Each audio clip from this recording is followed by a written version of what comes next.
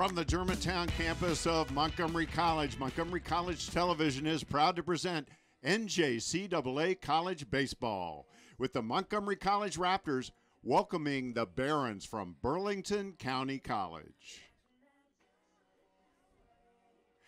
Hello, everybody. I'm Michael Brown, and it is my pleasure to welcome in my partner for today's doubleheader, Marcus Rosano. Marcus, it is great to be back together again calling some MC baseball. Thank you, Michael. Indeed it is. It seems like forever that we've done a baseball game. That was a mean winter, and it's good to be next to you, the voice of Montgomery College athletics. Well, it's great to be here, and it does look like the weather is finally starting to cooperate. We suffered through a brutal winter, and it seemed like spring took its sweet time getting here too. But as we stand here in the booth today, we look out and we see nothing but blue skies. So it looks like maybe the cold stuff is finally behind us and we are ready for some MC baseball.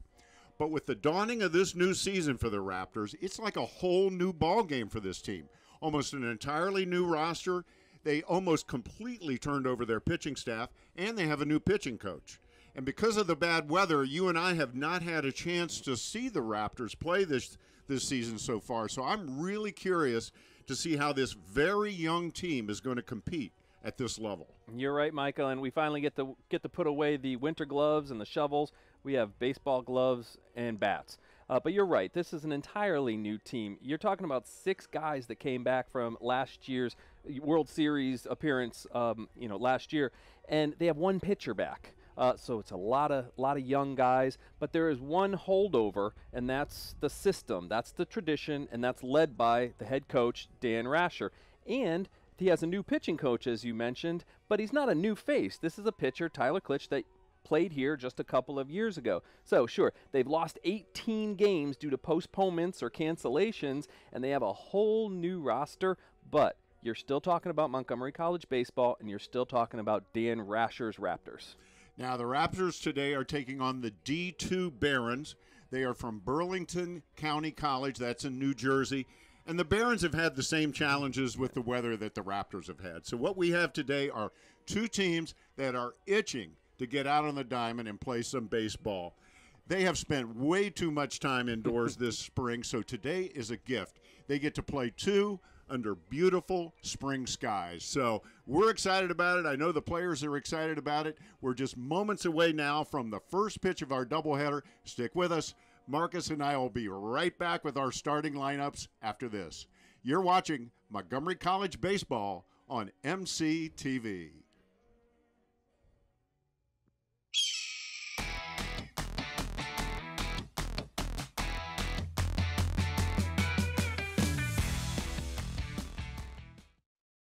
No matter where you're headed, no matter what your age, you'll find it all here at Montgomery College.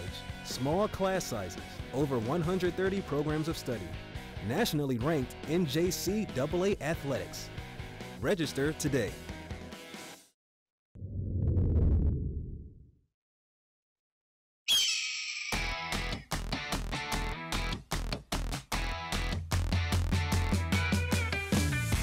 Welcome back to the Germantown campus of Montgomery College. Michael Brown alongside Marcus Rosano. We're just about ready for the first pitch of the game between Montgomery College and Burlington.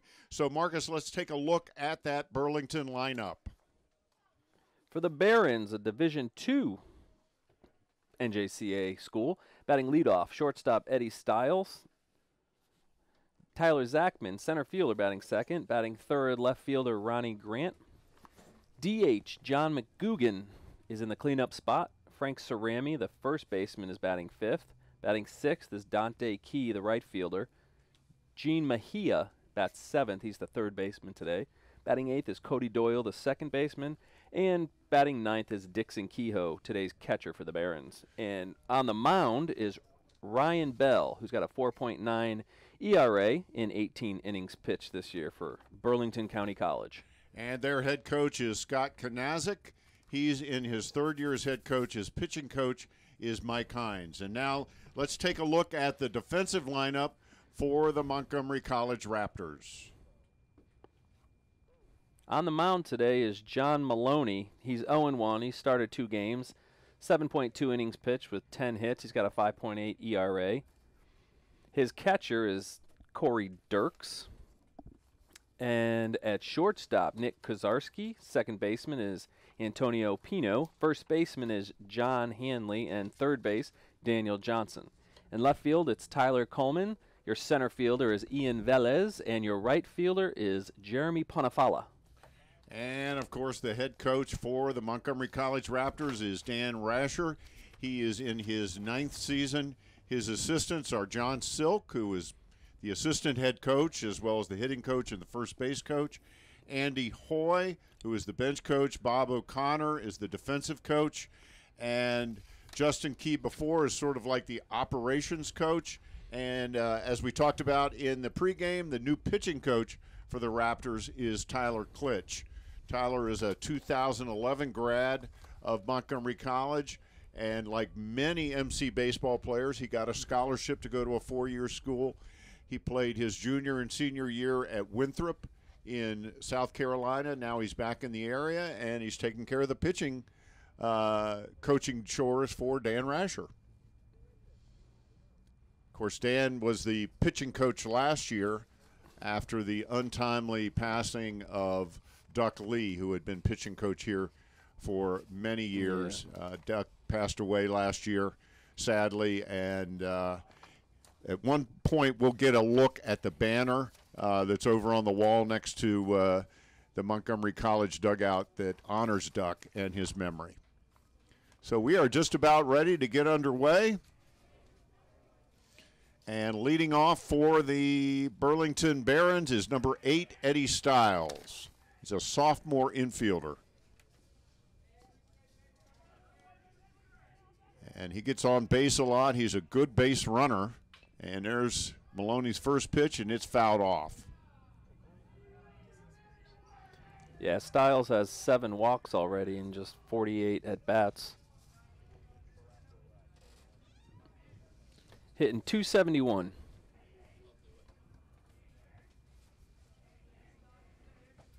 John Maloney, one of the, well, he was not actually a pitcher last year. But he's doing some pitching this year for the Raptors, and he is one of the 6 returners on the team. But a lot of turnover for Montgomery College. That's in the dirt. 2 balls, 1 strike. And Burlington is only 4-12, and just like MC, they've had trouble, like you mentioned, getting on the field due to the weather. I mean, these teams should be well up into the 20s in games played so far. Oh, I talked to Dan Rasher last week, and he told me normally they play about 30 games in March. Can you imagine that? And they're 10-4 with the 2 wins yesterday over PG, but only having 14 games, and it's, what, April 6th? And what he's concerned about is how compressed everything's going to get. If you try to make up some of those games, that just makes your schedule more compressed, more doubleheaders. They played a doubleheader yesterday. We have a doubleheader today. They have a doubleheader on Tuesday. So that's a lot of wear and tear on the players and particularly the pitchers. Full count to the first batter. Stiles grounds it into right field for a base hit. As Antonio Pino dove for the ball but could not come up with it. So the leadoff batter is on. That's Stiles, and that brings up number 7, Cody Doyle. And he's hitting in the 2-hole. And Stiles is a threat to run. He's got 5 stolen bases, and obviously your leadoff batter is always going to have a little bit of speed. But a nice piece of hitting, 3-2, and it looked like Maloney kind of came a little bit low on a curveball, and he just poked it into right field. And first pitch is a strike, breaking ball. John Maloney is a sophomore. He went to Pilate High School. And his throw over to first, not in time. And he is an HVAC major.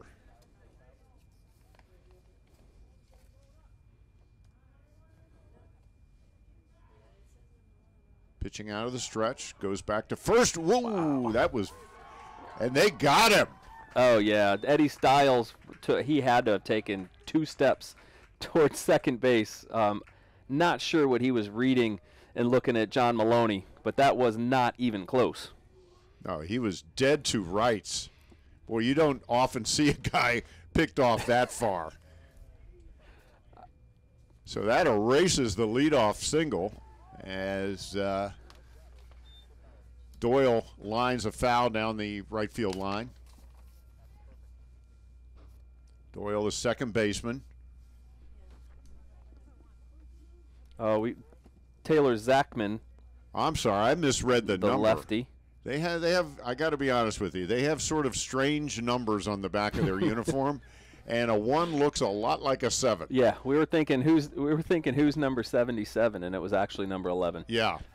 So this is. I'm sorry. I apologize to Mr. and Mrs. Zachman. This is your son Taylor. Yes, this is indeed your son. As he lofts a foul down the left field line, and it's out of play. So reset. We've got Taylor Zachman up there now. Taylor's hitting 300 on the year, 12 for 40, and he leads the team in walks. He's taken 10 free passes so far. Yeah, on the young season. He's got a .451 on base percentage, which is ideal for the top of the order. Yeah, he and Stiles are going to be tough outs today. As he fouls off another one. 1 ball, 2 strikes.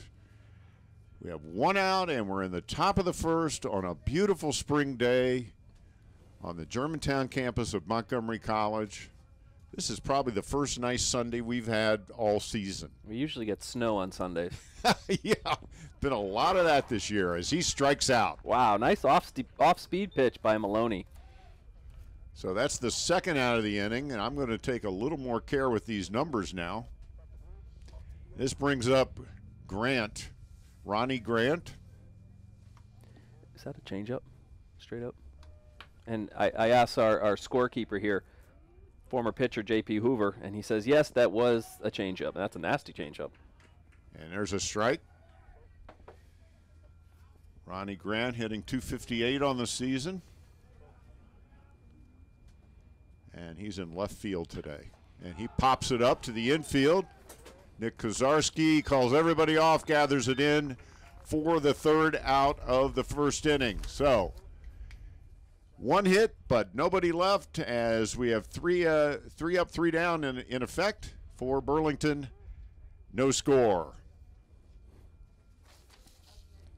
And Burlington taking the field.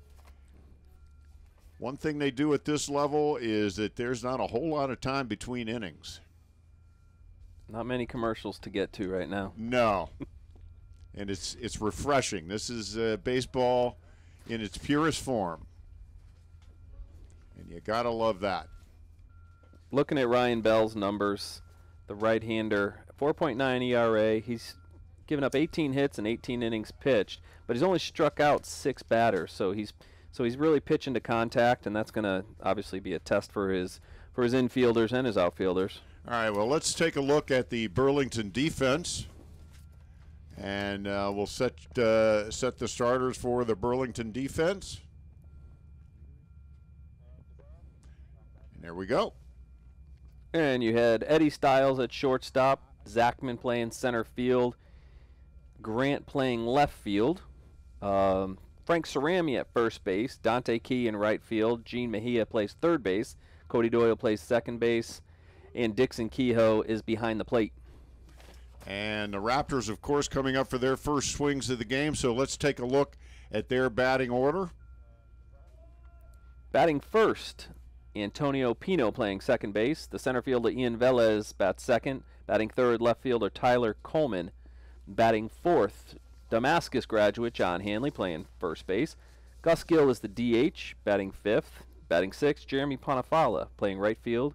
The third baseman, Daniel Johnson, bats seventh. Corey Dirks, the catcher, bats eighth. And batting ninth is the shortstop, Nick Kozarski.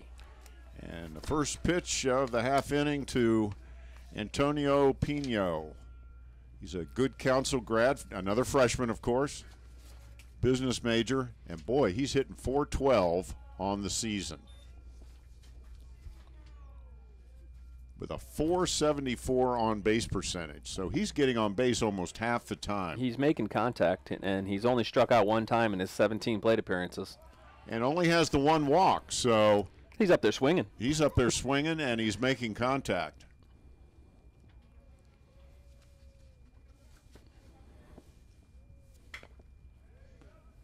And there's a lost one to left field, and that's the first out of the inning for the Raptors. That brings up Ian Velez, the center fielder, and one of the few returners on this team. And he's going to be somebody that Coach Rasher's really going to look for at the top of the lineup. Veteran presence, looking to make things happen. And as he told you, he's looking to steal 40 bases this year. Boy, with all those cancellations, he's going to have a tough time doing that. But the kid is really something on the base pass. So I don't put anything past him, particularly after what I saw in the World Series last year. And he smashes one up the middle for a base hit. And he takes a turn. So Ian Velez with a line single to center field. Ian was hitting .297 coming in. And that brings up number 3, Tyler Coleman. This is a kid I've been looking forward to seeing.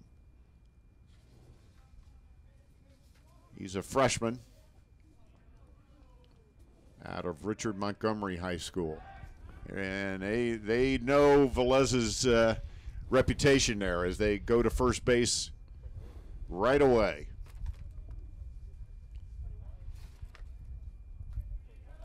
And again,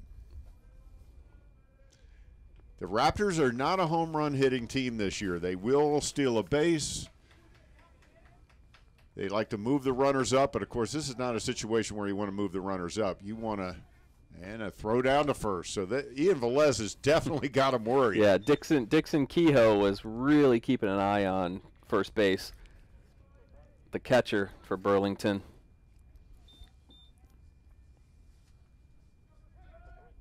Tyler Coleman, a freshman, is another throw to first, hitting .391 with another very high on-base percentage at .462. He's got 5 stolen bases. There's a ground ball to short, double play ball, out at second, and Coleman beats the throw easily to first to avoid the double play. A little bit of a fumble on the exchange there by the second baseman. Going to get a look at that one. Took a little funny hop, but yeah, a little bit of a problem with the exchange at second. And Coleman, who runs very well, easily beat it out. So that brings up number 1, John Hanley, the first baseman. First pitch to him is outside in the dirt. John Hanley, as you mentioned, a Damascus High grad. He's got some power, too. He's a big kid. We saw him in warm-ups. Yeah, he looks like your prototypical first baseman. He swings through that one. Uh-oh. They had Coleman, but the throw by Kehoe. Yeah, was just a little bit offline. Hanley hitting over 400. There's a pitch way outside. And he's safe as he got under the tag. So a stolen base for Tyler Coleman. And that puts him in scoring position. And that is the 6th steal of the year by Tyler Coleman. Leads the team. So they have 2 base stealing threats this year. Last year was pretty much Ian Velez. And Kehoe's throw down to second was a nice throw. It was on line, but it wasn't really a laser. And Coleman pretty much beat it with the speed. And now it's 3 balls, 1 strike to Hanley. Yeah, you're 2 right outs. about last year. There were some guys on this Raptors team that can really hit the ball a long way. Obviously, Jake Taylor and Greg Turlick as well. Travis Smith was a power hitter. Definitely had more power on last year's team, but this team makes great contact. They have a .291 team batting average so far, as Hanley goes down on a pitch that sailed out of the strike zone, so that's the third out of the inning. That was a big looping curveball that went out of the strike zone. And as the Raptors come out on the field, you know, we've already talked a lot today about how MC has almost completely turned over its roster from last year. And the other day I talked with Raptors head coach Dan Rasher about what he expects from his young club. It's a different group. As you said, we're very young, but there's a lot of talent. We're not going to hit the ball out of the park as much. You know, when you lose Travis Smith and Taylor and Turlick, you know, that's a big loss in run production. But these guys can hit and they can field. They're excellent on defense, and I'm looking forward to it. I think these guys are going to start their own path and be a pretty good team. Well, Marcus, you know, one strong impression I get from talking to Dan and, of course, listening to him there is that he really likes this team this year. You know, and he's probably the type of guy that is going to be up for the challenge. And, you know, he's a competitive guy. I mean, this is why they do this. So it's on him this year, too, not just for the young players to prove themselves. It's about a coach who's had you know, dominating Maryland JUCO teams over the last decade, and now he's got a whole new crop in. So this is probably fun for him. It's a challenge, and like you said, he probably really likes these guys too, as you can see. But it's going to be some time, and they've only played 14 games. They're 18-year-old kids, and they're going to be playing up against guys that are 22, 23 years old. But as you can see, the top of the lineup there, you have 391, 400, 412. So there's talent there too. So I'm sure Coach Rasher has some excitement going on here about how he's going to do this, you know, as the head coach. Oh, he definitely is excited about this team. He told me more than once. He said, I'm looking forward to this season. So he really likes this team. We'll talk a little bit more about their trip to Florida and how the team really bonded. But we do have number 27, John McGugan, up for Burlington. And he's one of their power threats. He's a streaky hitter. And he lines a single into left field. So the leadoff hitter is on for the second straight inning for the Barons. And that brings up a big fella here, number 34, Frank Cerami. And he's another power threat for this team.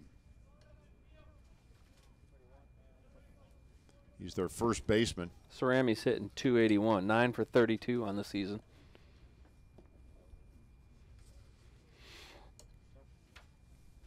And head coach Kanazik considers him one of his top performers as that gets through.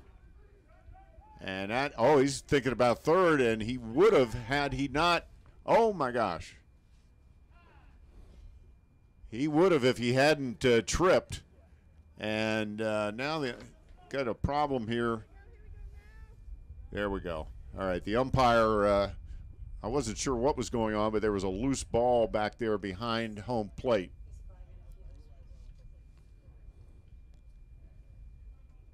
Yeah, Corey Dirks couldn't find the ball for a couple of seconds back there at the backstop.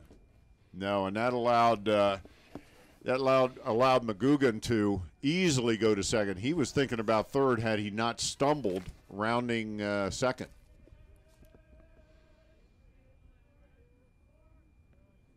So Frank Cerami up.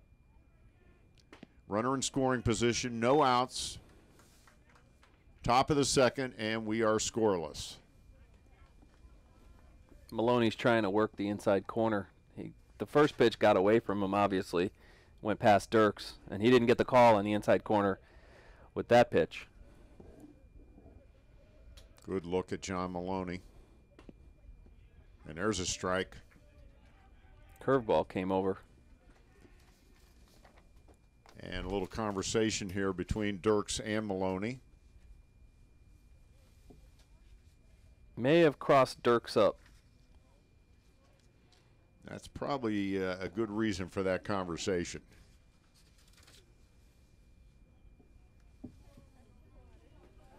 Got some serious eye black on McGugan out there at second base. That's quite the design. It's a little Mike Tyson-esque. And that pitch is off the plate for a ball. 3 balls, 1 strike.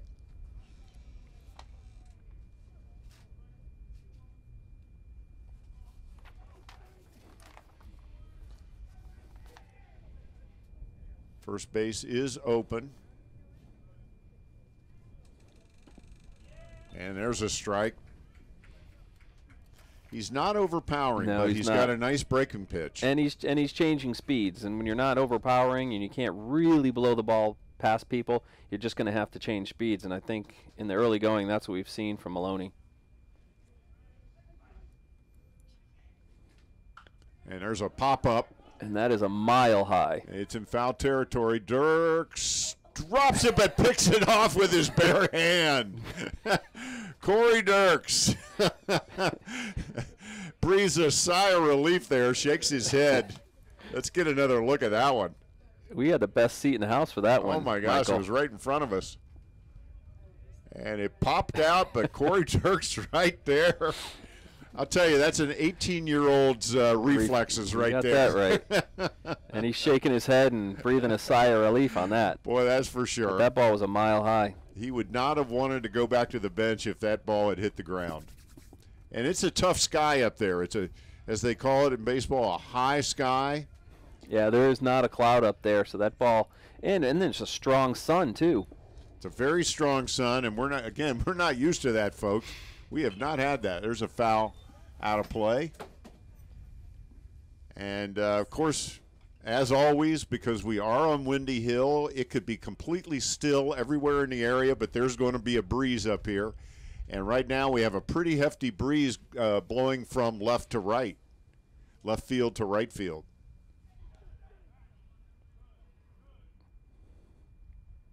There's a line shot into right. That's into the gap. It goes all the way to the wall, and here comes the first run of the game for Burlington as Dante Key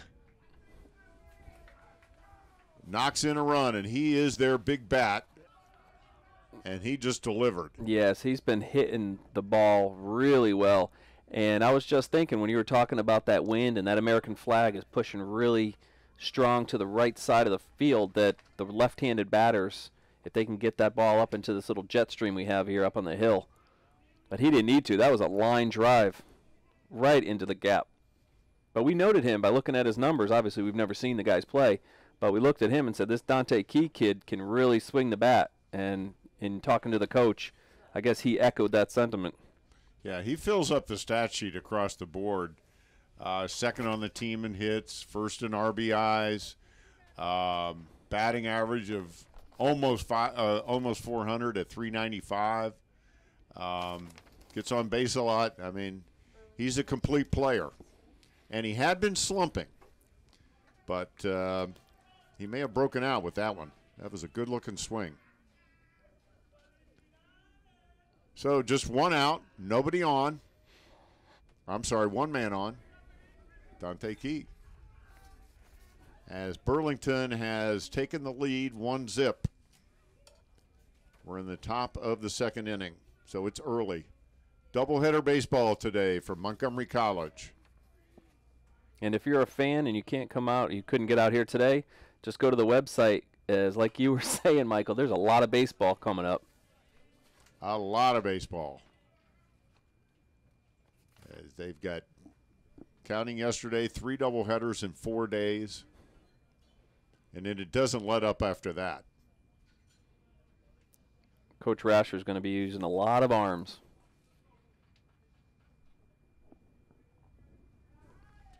And, of course, there are a lot of inexperienced arms. There's a throw to third, and he's out. Delayed call there by the umpire. That's where we were waiting.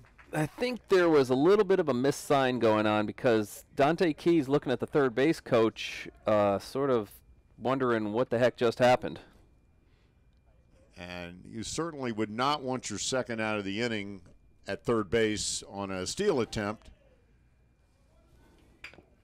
There's a ground ball to short, right through the wicket. You know, Michael, I could see that one coming right from the infield grass where the hop was going to come up, and Kozarski came up and the ball stayed down, and that had danger written all over it. And that was a base hit, or I'm sorry, an error, by Gene Mejia, and that brings up number 7, Cody Doyle. Well, it's a good thing that Key got thrown out at third base because it's a 2-0 game if he didn't. And he pops him up to the infield, and Dirks, and it falls. As no communication out there. That's really not the catcher's ball.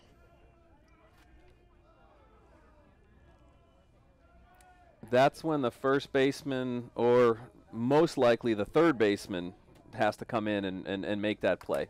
That's a tough play for the catcher coming out from behind the plate. So, all of a sudden, we've got a Burlington threat here. Men on first and third, 2 outs, and that brings up number 4, Dixon Kehoe, the catcher. But 2 plays that Dan Rasher's not going to want to look at when he watches this game. But it gives him lots to talk about as Kehoe swings and misses. He's the 9th hitter in the order, so we are ready to turn their order over. So Stiles is on deck for Burlington. Here's the pitch in the dirt. Nice stop by Dirks. Dirks just saved his battery mate a run with a nice play in the dirt.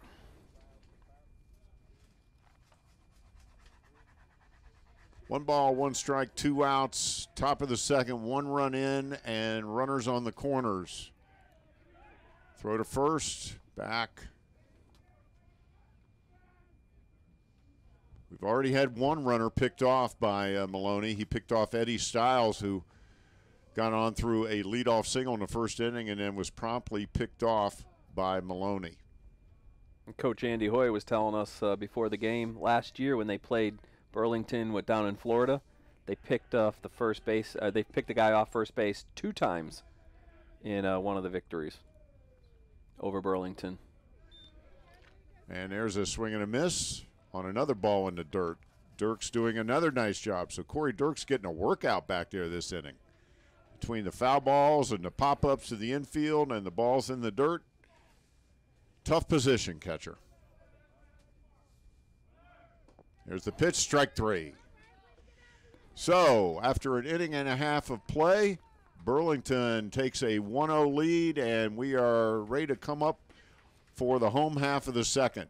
It's a big strikeout by Maloney because that could have been a really big inning, and he got out of an ugly inning with just 1 run.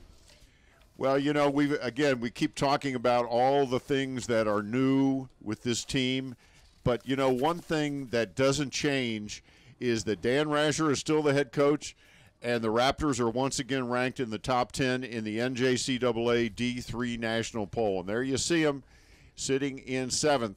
And, of course, they are now they're actually 10-4 now after yesterday's game. So they may even climb higher in the polls. But they were preseason number 8, and now they've risen to number 7. And it's funny, you see Tyler Junior College, they have 28 games played when we had this poll date as of March 25th.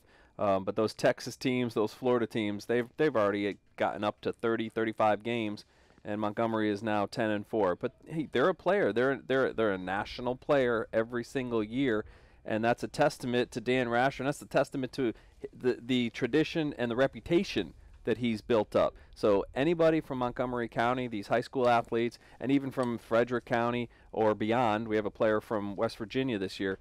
They know that this baseball program, is a legitimate contender, and that it's a funnel to 4-year schools, and that's what's very important to high school athletes. And that's really the number 1 job of Dan Rasher, is to make sure that his student athletes move on to the next level. And boy, we'll talk about it later, but so many during his career.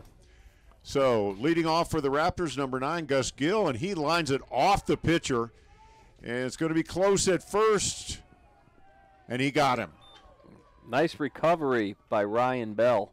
Boy, he got hit by that line drive. Going to see it here.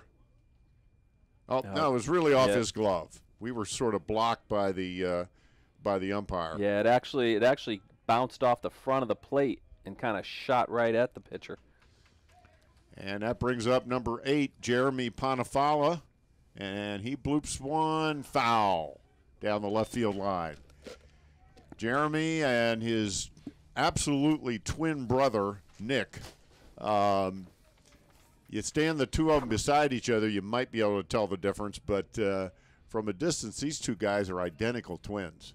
Jeremy's still looking for his bat to come alive, hitting 182 on the young season. And it will. You know, that's another casualty of the inconsistent play is they haven't seen enough live pitching. And, of course, the bats tend to come alive when it gets warmer, too. That's for sure. Well, you don't catch one right on the bat on a cold day, man. The sting will last for 3 innings as he grounds out to third base. So 2 up and 2 down is Ryan Bell. Nice pick at first base by Cerami. It's funny we're talking about the weather and how it's going to be easier to hit once the weather heats up. And Jeremy Panafala doesn't even wear batting gloves, which just makes me shake my head. That is a rare sight these days. That brings up number 17, Daniel Johnson. And Daniel is another freshman out of Sherwood High School. He's at third base today. Way outside. 2 balls and no strikes, 2 out, bottom of the second. Burlington on top, 1-0.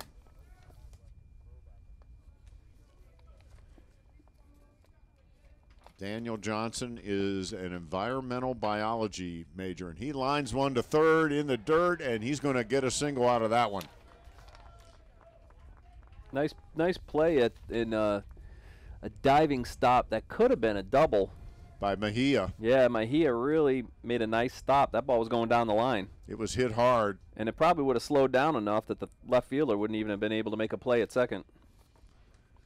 So that brings up number 33, Corey Dirks, the Raptors catcher, after that 2-out single by Johnson.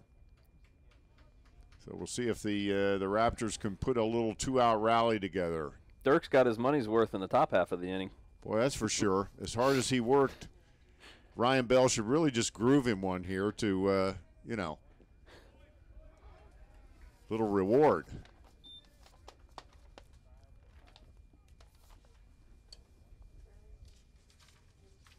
Corey Dirks is a sophomore, was not on the team last year, however. And he pops one down the right field line. It's going foul, long run, no chance. Dirks is a sophomore out of Pilati High School. Got a couple of Pilati guys on the team this year. And he's a phys ed major.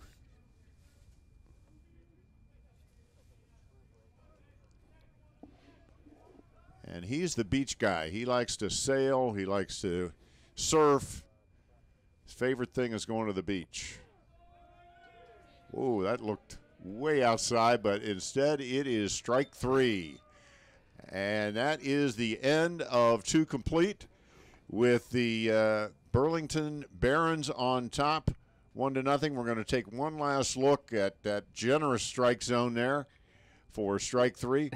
That actually surprised everybody on the field, including the pitcher and catcher. We're going to take a real quick break. We'll be right back with the top of the third after this.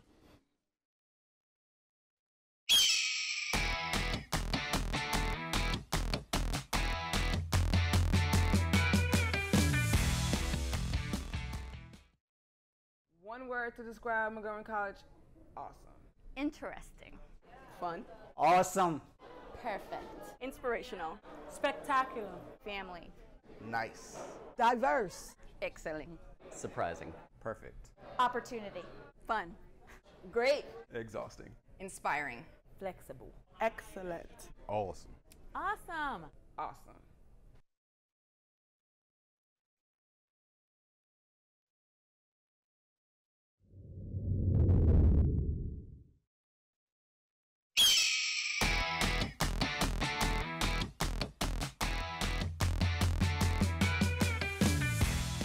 And welcome back to the Germantown campus of Montgomery College. And we are ready to start the top half of the third inning. Number 8, Eddie Stiles, the leadoff hitter, is going to be leading off here in the top of the third. Montgomery College trailing Burlington 1-0. Eddie Stiles, his first time up, was single. He singled, and then he was picked off first by John Maloney by a long shot. Yes, it was by a long shot. And he fouls the first pitch off. Last inning, the defense by the Raptors sort of betrayed them, and the run that Burlington did score was unearned. But they limited the damage. They did limit the damage, and Maloney pitched out of trouble. He indeed did. With some help from Corey Dirks, the catcher. So Eddie Stiles.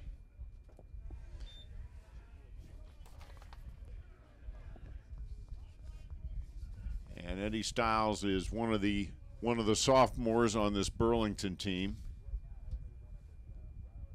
They're not a particularly veteran team either. They have a lot of freshmen on their ball club. Good program up there. They finished second in their region last year, just missing out on going to the World Series for D2. And they're 4-12 on the season, but that's probably a bit of a misnomer because they're a better ball club than 4-12. Absolutely. Their head coach, Scott Kanazik, he's a little mystified as to why they are 4-12, but his team last year started slowly and then came on strong, and he's hoping for the same this year. There's a pop-up, and Pino battles the Sun. Boy, that was a battle, and the Sun almost won, but Pino he stuck came through with in the clutch. Tough play. And this is a kind of day you do need that eye black or sunglasses out there, because it is a very bright day, not a cloud in the sky. And that brings up Zachman, Taylor Zachman. And there's a strike. That's one of the hardest thrown pitches we've seen out of Maloney today. And again, John's warming up a bit. It's a little chilly today. It's a beautiful day. It's still a little chilly. And so it's going to take a while for these guys to really get warm. Zachman swung and missed for strike 3 in his first plate appearance. Right now the wind is calm, but that could change at any second. We are on Windy Hill.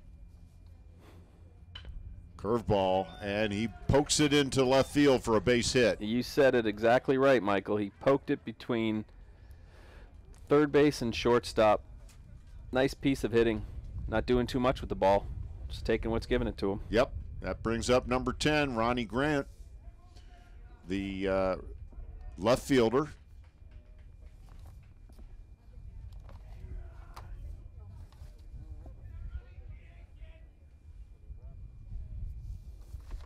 Another freshman. He popped out to the shortstop his first at bat.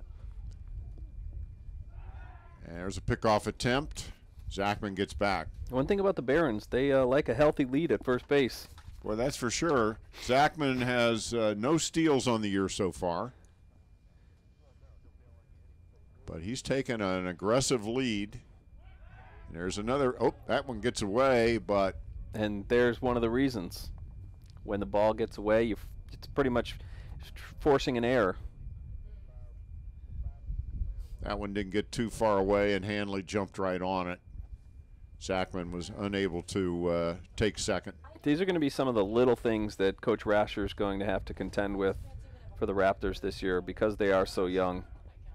And there's an attempted steal, throw down, and he's safe. Pino tried to claim that Zachman came off the base. He may have, but it was on the far side of the base, and the umpire did not have a view of that. High throw from Dirks. Definitely beat the throw. Whether he came off the base, umpire was very adamant. So that puts a runner in scoring position with 1 down. No balls, 1 strike. Pitch to Grant, swings right through it, 0-2.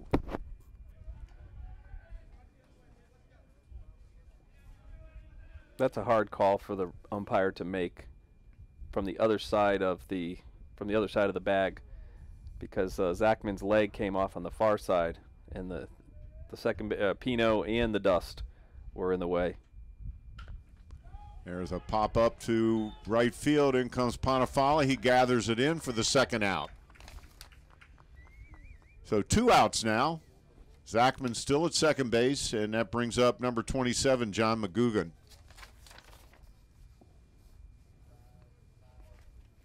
McGugan singled his first at bat.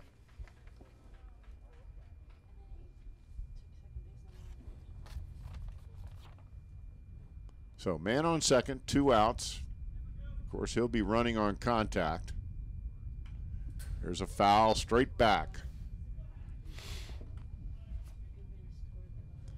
So we talked to Dan Rasher before the game, and he said we might see a little bit of pitching by committee today, as they used their top 2 starters yesterday. There's a pop-up out into deep left field. Going, and it's gone. Wow. A home run by number 27, John McGugan. That was a fly ball that just kept carrying and carrying to left field. When it came off the bat, it looked like a pop-up.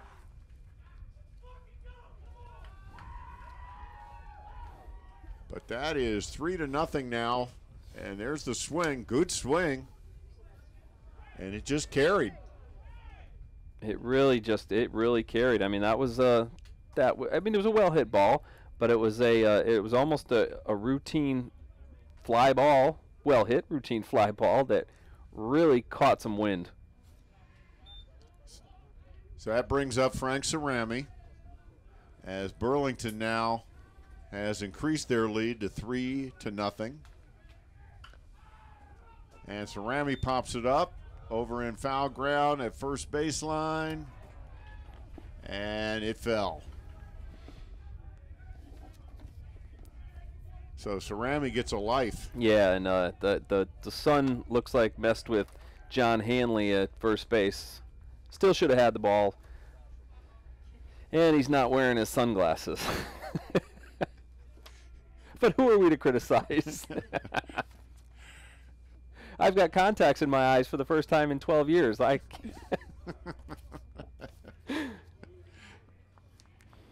John will probably tell you he should have caught the ball.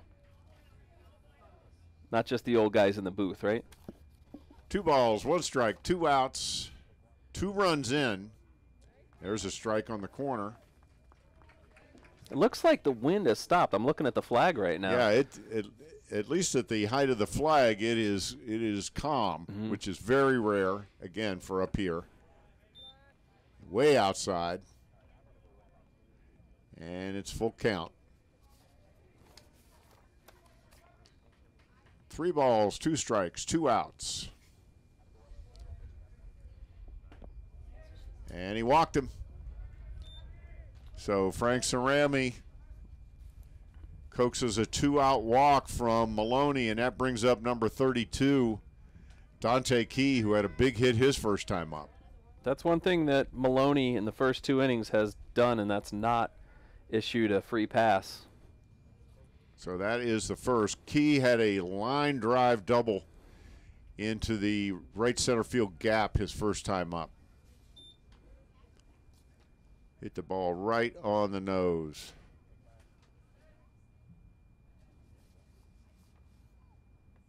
Like the Raptors, the Barons went to Florida over spring break. There's a attempted steal, and he's safe. And I think Corey Dirks thought he had him. Cerami got a good jump, and it was a decent throw by Dirks. Yeah, that was close. That I think was he missed very him close. on the initial swipe. I think his left leg sort of slid away from the tag. The throw was there. So, man on second now, 2 outs, and the most dangerous hitter in the Burlington lineup at the plate, Dante Key.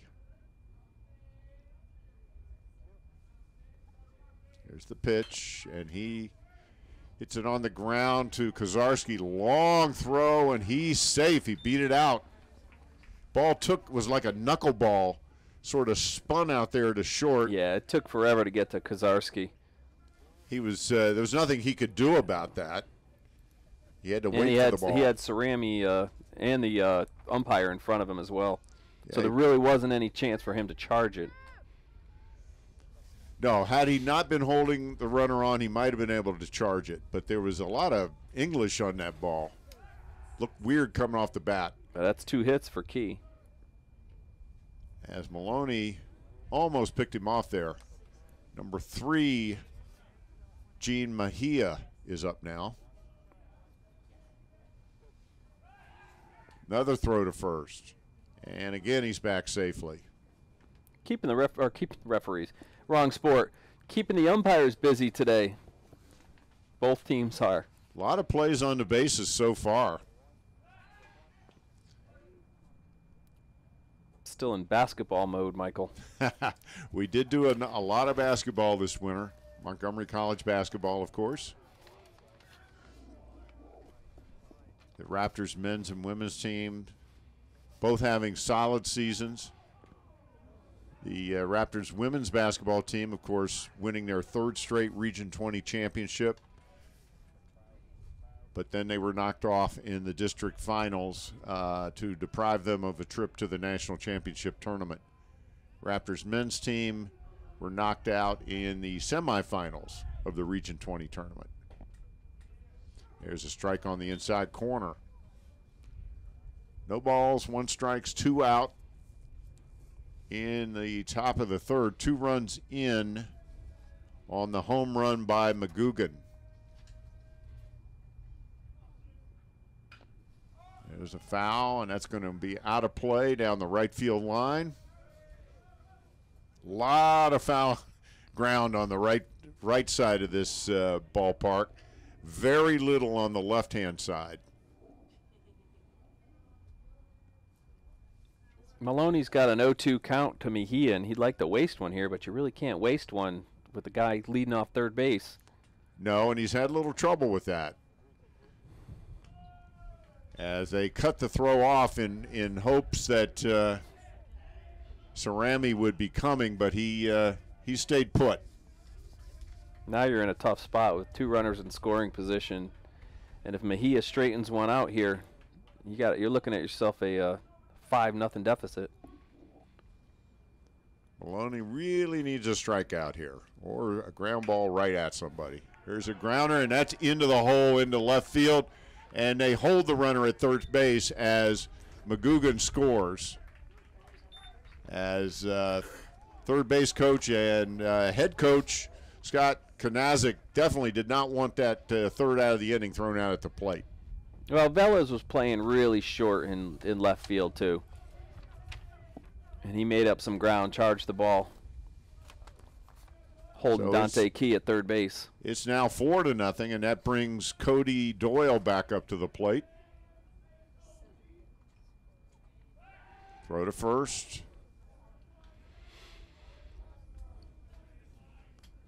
Doyle is the second baseman for the Barons. And there's a blooper out into center field. Velez coasts over, gathers it in for the third out of the inning. So the Barons put up a 3 spot on the scoreboard to take a 4-run lead after 2.5 innings. And, you know, we've talked a lot about Dan Rasher in his 8 years here. And one of the things I think that he is most proud of is the number of fine players that he's sent on to 4-year schools with scholarships. I mean, we've got a list here that we're going to show you in just a second. And keep in mind that this list, here it comes, that we're seeing is just over the last couple of years. This is just last year's team right here. And you can see that 5 players are playing at the next level. Travis Smith, and then here's the previous years from 12 and 11, 2012 and 2011. It's just an incredible list of guys who get to go on and play at the 4-year level. Yeah, I actually thought that Jake Taylor was going to get a look when the draft came around, because he has major league talent. But he goes to Flagler University in Florida, and what I find funny is I look at these baseball players when they leave Montgomery College. A lot of them are heading south. I see a lot of South Carolina, a lot of Florida. I know, sure, Greg Turlick is going to Maryland Eastern Shore, which is a Division I program. But you see a lot of these guys that are going south because they know it's you get a couple of snow days around here. Yeah, and they get a lot more games in. I was looking at the Flagler website the other day, and they've played something like 30 some games already, 35, 40 games. And Jake Taylor is tearing it up at that level. And then you look tearing at it up. Even from some of the past players, such as Tyler Klitsch, who's actually coaching now, went on to Winthrop. Matt Savetti played at Palm Beach Atlantic. That sounds nice. Not a bad place to go. Nick Kozarski, who was leading off, just got beamed in the helmet there by. And Nick didn't duck too quickly. Watch. No, and it was a breaking pitch. Yeah, he saw the spin coming out of the fingers. There wasn't much of a break, so he knew there's a curveball that didn't have any bite, so he'll take one on the back shoulder. Yep, it just sort of grazed him. And now we're back up at the top of the order for the Raptors. Number 2, Antonio Pino. This is his second trip to the plate. The Raptors find themselves down 4-0 in the bottom of the third inning. We are in game 1 of our doubleheader today. Raptors baseball versus the Burlington Barons. Bell's got himself a 4-run lead here. The Raptors need to cultivate a couple of runs.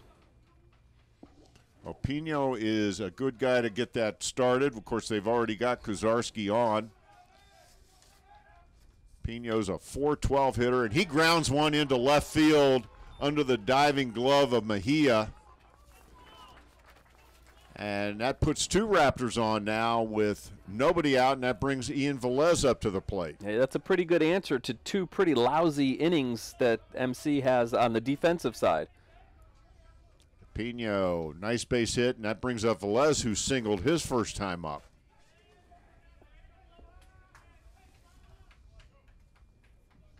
Ian Velez, one of the few sophomores on the team.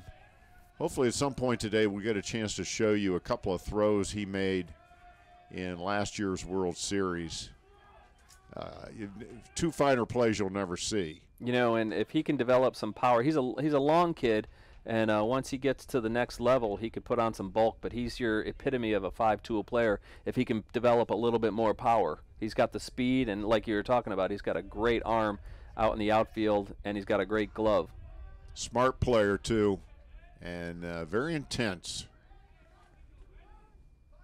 And he lays one down, nicely done, and there is nobody at first base as number 7, Cody Doyle, got there late, and Velez beat it out with the head-first slide. And there's your speed. Speed kills. And a beautiful, beautiful bunt. I mean, it's not easy. It was almost like a drag bunt from the right side. Usually you see that your left-handed batter drag bunt, and he's already halfway down the first baseline. But Velez was past home plate, taking his 2 steps before he even put the ball down. Nice play. And he really killed that ball, as they say, right out in front of the plate. And that brings up number 3, Tyler Coleman. And bases loaded, nobody out, so all of a sudden that 4-run lead doesn't look quite so comfortable. The Barons are at double play depth. They'll give up a run to get 2 outs here if they can. Ryan Bell has had no problems up to this point, but all of a sudden he's in a little bit of hot water. And he got that one. Nice slow curveball. Wow, it had some break on it.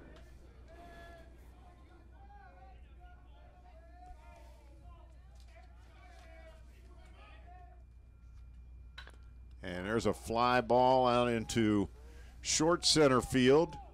And that'll at It's least score caught, a run. and here comes Pino.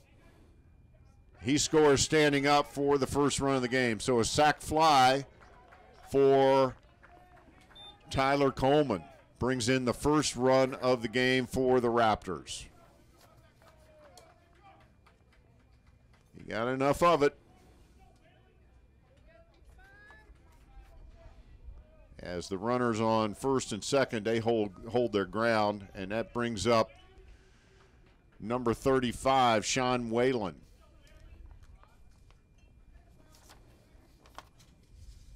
Batting for John Hanley. So our first substitution of the game, as Sean Whalen comes in for John Hanley. Coach Rasher's throwing us curveballs early, isn't he? He sure is. I did not expect that. That's too early in the season, Coach. We've only been out here for about an hour. And as we said at the top, we have not seen these guys play. Yesterday was their very first home game. So if we're a little slow on the calls, you'll know why. We're still getting to know these guys. Okay, I was just about to say John Hanley actually struck out his first at bat, and that's not John Hanley. No, this is Sean Whalen. He's a freshman. Of course, he'll be playing first base. He's a Rockville High School grad and a business major. And Ryan Bell just got a nice gift from I'm going to keep saying referee, from the umpire. Or the ump. And he pokes one into right. It does not drop. And they have an easy double play as they had the hit and run on. And the ball was hit into the air, and it was just nothing that Pino could do about that as he was thrown out at second base. So a quick ending to our bottom of the third. The Raptors do put one on the board. Our score after three complete, Burlington 4, Montgomery College 1, and we'll be right back with the top half of the fourth after this.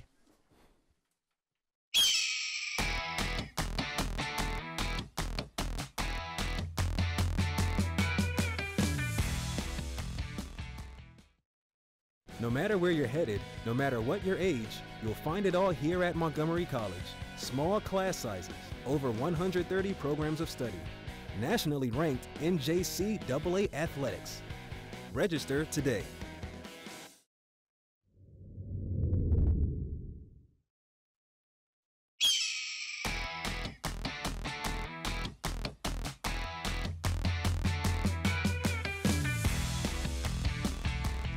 And welcome back to the Germantown campus of Montgomery College. We are ready to start the fourth inning. Montgomery College trailing 4-1, and John Maloney still on the hill for Montgomery College. He has pitched very well. He's been a bit betrayed by his defense, however. And Ryan Bell on the other side for Burlington really escaped what could have been a jam in the bottom half of the third inning. And MC could only manufacture one run out of what could have been. I mean, they had the bases loaded with nobody out, and you got one run out of it. We get a look at some of the folks enjoying the sunshine and the baseball. And we've got Kehoe up leading off. He struck out his first time up.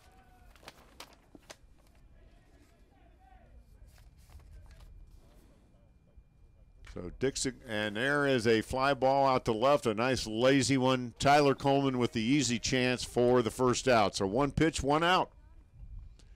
And Dixon now 0 for 2, and that brings up number 8, Eddie Stiles. This would be his third time to the plate. And he's been on both times, if I'm not mistaken. Actually had a single in the first inning, and he popped out to the second baseman in his second at bat. Thank you, sir.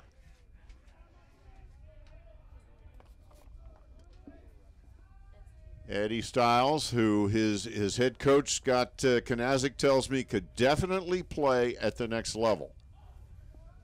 And we haven't seen anything that would belay that at this point. And he's got a cool name, Eddie Styles. It's a baseball name. I mean, with a name like Eddie Styles, you're playing ball. And that ball, I tell you, the umpire likes that outside corner, and it's quite generous. So, but you know what? It's even for both teams. That's the most important part. If it's going both ways, and that's, you know, and eventually you start to establish what he's calling. So the pitchers and the batters will get accustomed to it. As long as he's consistent, that's all the managers really ask for. 2 balls, 2 strikes, 1 out, and that's ball 3. Just 1 walk issued at this point by John Maloney. Again, it's been defense that's been a bit of Achilles' heel today for the Raptors. And he hit him, and that's take your base, and that one smarted a little bit. Yeah, that'll smart. Right on the hip. And unlike the major leagues, he didn't take 3 steps toward the pitcher's mound and start gesturing wildly as Dan Rasher makes a trip to the plate, or I'm sorry, to the mound, and he's going to take John Maloney out, and we're going to have a new pitcher in for the Raptors, and it is number 13. And this is a bit of a surprise. We have not seen Nick Ponifala on the hill before. Well, I mean, he's a third baseman, and you play that position, you have to be able to throw. Oh yeah, he's got the big arm, and he has pitched 2 innings this year. Has given up no hits, no runs. He's got an ERA of 0.00. You can't get any better than that. No. So he's pitched in 1 game and he's pitched 2 innings. So again, we talked about at the top of the game. This is almost an entirely new pitching staff this year. Just 1 returning pitcher from last year.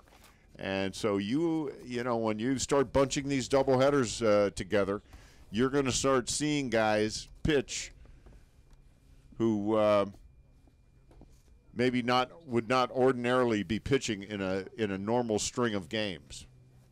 And this is not a Maryland JUCO game. You know, this is a team that's visiting from a Division II team at that, visiting from New Jersey. And we talked a little bit earlier before the broadcast that they pitched their number 1 and number 2 against PG yesterday. And that's something that we probably, you and I expected. Your Maryland JUCO rival, he's going to get your best pitchers. And they pitched excellent. Beautiful. They won both games of the doubleheader yesterday, 5-0 and 6-1. 2 complete games, which is pretty rare. And so we're going to see Nick Ponifala on the mound. Nick last year suffered a broken ankle near the end of the season. And what I did not realize is that it did not heal properly.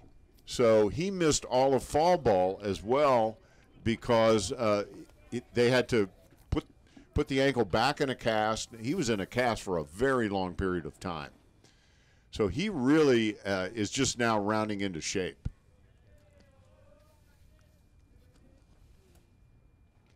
That was a big factor last year when the Raptors went to the World Series, is that Nick Ponifala was not able to play, and he had been so dependable at third and had hit well also, and they were without him last year when they went to the World Series.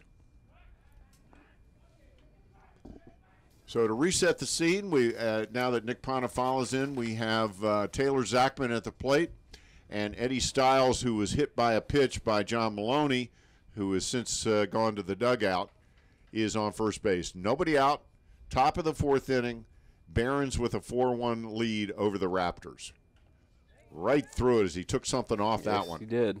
Zachman is 1 for 2. He struck out his first time up, and he singled his last time up.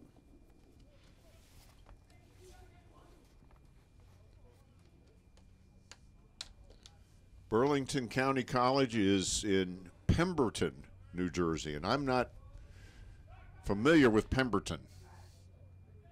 Not sure where that is in the state. Do you have any knowledge of that, Marcus? You are usually our Atlas guy. No, I hit the Jersey Turnpike when I'm headed up back home to Connecticut, and I don't usually stop much.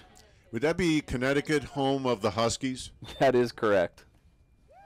And Dirks just missed that one as well.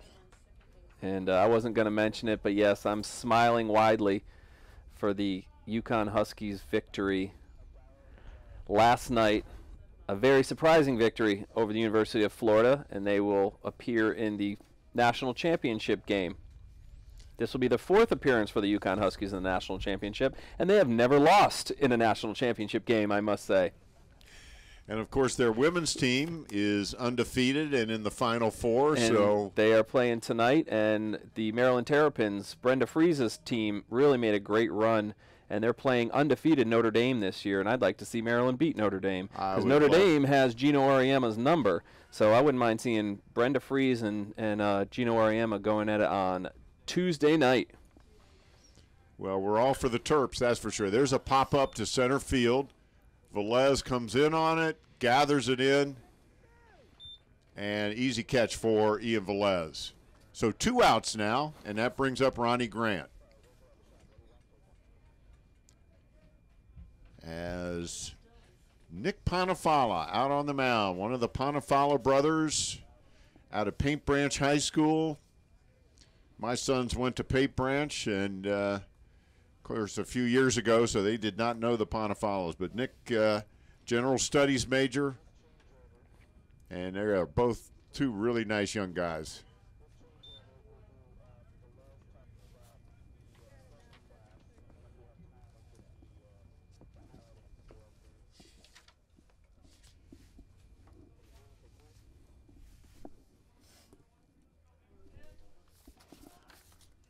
Two outs, top of the 4th inning.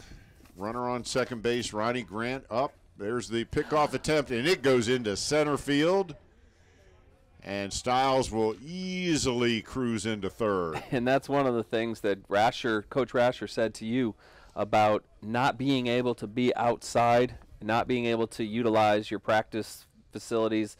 You have to do it in the gym, and there's just some timing plays. There's some things in the gym that you can't really duplicate like you can out on the diamond, and one of them is timing pickoff plays like that. I mean, sure, Ponifala threw the ball away, but it's a repetitive. It's a thing that is going to come towards the end of the year. But Ponifala is going to really want that one back. And I mean, there's hardly a play in baseball that requires more timing than that pickoff attempt at second base. I mean, it's like a ballet out there between the pitcher and the shortstop or the second baseman, whoever is covering. So a lot of timing involved. Signals being passed back and forth, counts. So man on third, 2 outs, 2 balls, 1 strike. And there's a pop-up out to his brother in right field, battling the sun, but catches the ball. Boy, that's Sun again, and he's got his sunglasses on. So, after 3.5 innings of play, Burlington held scoreless in that one, but they still hold a 4-1 lead after 3.5 innings of play. And, you know, I hate to keep pounding this drum, but the facts are the facts.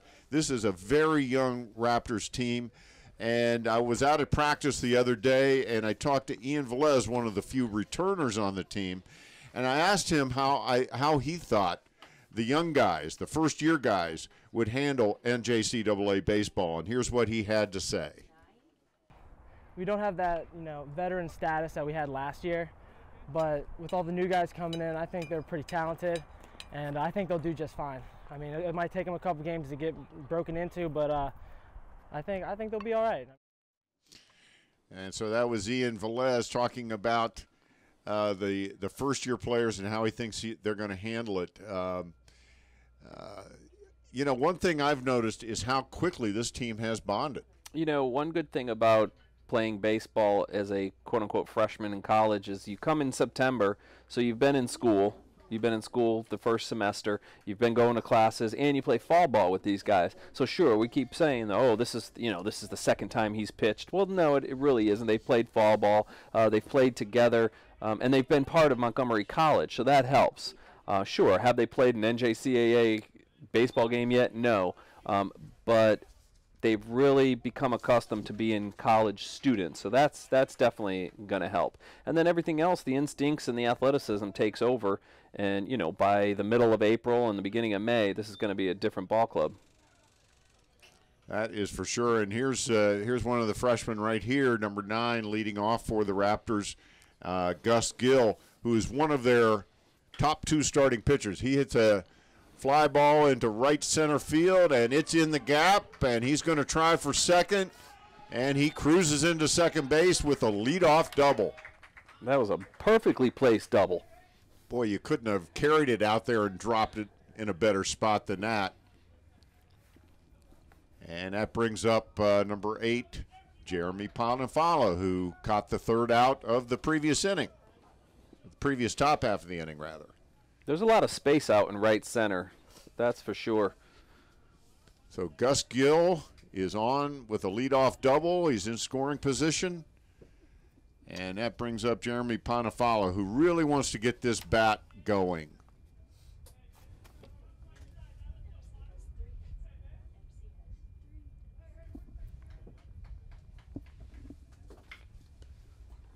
And he goes the other way, and that's out onto observation drive. You got to be careful when you drive up observation drive during a baseball game here. We've seen that a couple of times over the last couple of years. We sure have. You'll hear that sickening thud when the ball hits metal. And, oh, boy, what a roundhouse curve that one was. Started out halfway to shortstop and caught the inside part of the plate. Ryan Bell done a nice job as he pitches into the 4th. And he's changing location, too. That was a big looping curveball, the pitch beforehand, and then he came with the outside trying to touch the corner of a fastball. Panafala's got to protect the plate. 1 ball, 2 strikes. He's down the count. And he does just that as he fouls off. But he's not throwing overly hard, so it's all about location. Johnson on deck for the Raptors. He singled his first time up. So man in scoring position for the Raptors is Gus Gill. Led off the inning with a double. There's a ground ball to the third baseman. Mejia gets the out at first, but Gill alertly advances to second base, or to third base, rather. That was a nice play by Mejia. Yeah, that was not an easy play at all. As we get a look at it there's Panafala, and wasn't that close at first base. That brings up Daniel Johnson, the third baseman. As we said, he singled his first time up. So a man 90 feet away, and Dan Rasher, I'm sure, is trying to figure out a way to get that guy home.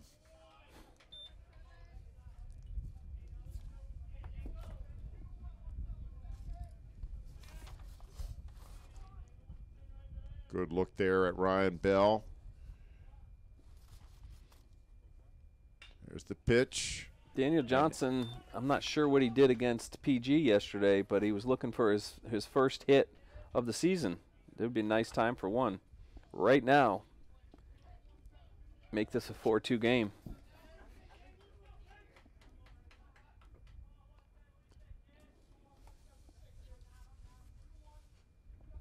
And he swings and misses.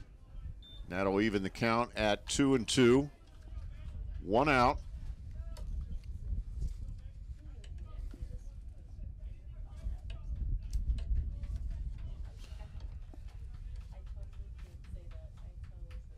Daniel Johnson from Sherwood High School, and there's a ball in the dirt, and here comes Gus Gill with the second run of the ball game for the Raptors. And that's going to be a wild pitch as Yeah, that's one thing Ryan Bell hasn't done to himself, and that's shoot himself in the foot so far. And this was, yeah, that was a curveball. It really had way too much bite. Threw about a 50-footer. Dixon Kehoe didn't have a chance at that one. So full count, run in, and that cuts the lead to 4-2 now. And he off the fist there. That was sort of an excuse me swing. I think he was trying to get out of the way of the ball. And grounded it right back to the pitcher for the easy out.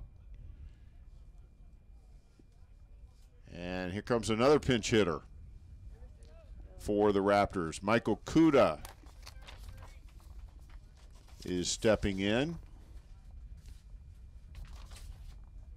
And he's pinch hitting for Corey Dirks. Kuda's hitting .273, 6 for 22 on the season. He does have a long ball. He's got power. He's got power. And it was one of the guys that Dan Rasher mentioned to me that could ultimately take the place of a Greg Taylor, or I'm sorry, Jake Taylor or Greg Turlick. So Kuda, second baseman out of Quince Orchard High School. And, of course, he's another freshman. And he swings and misses. Nice fastball from Bell right there. Had a little giddy up on that one. Surprise Kuda.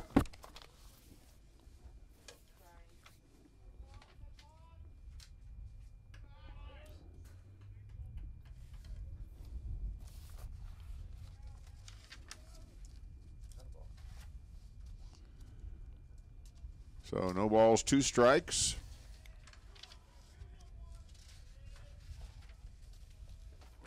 Wow, there's that curveball.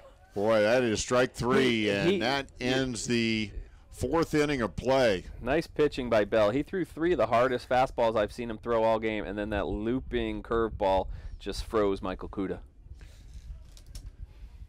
And we're going to take a break now at the end of 4 complete. The Barons on top of the Raptors 4-2. We'll be right back with the top half of the 5th inning after this brief pause. You're watching Montgomery College Baseball on MCTV.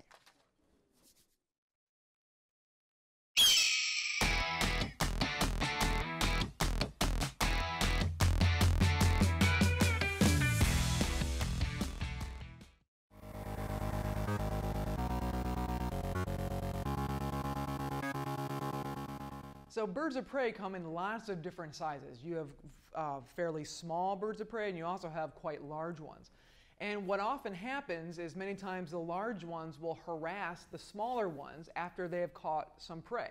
So a smaller raptor might be trying to carry their catch to a safe feeding spot, and a larger bird of prey will start harassing that bird in the air.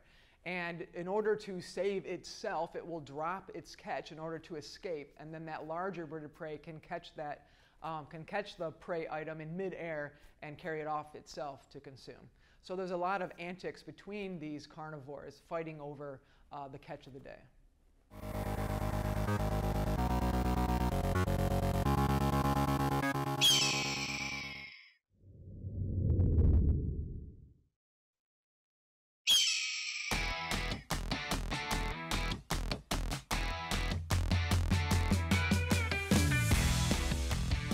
And welcome back to the Germantown campus of Montgomery College. We're all set to go here in the top half of the 5th inning.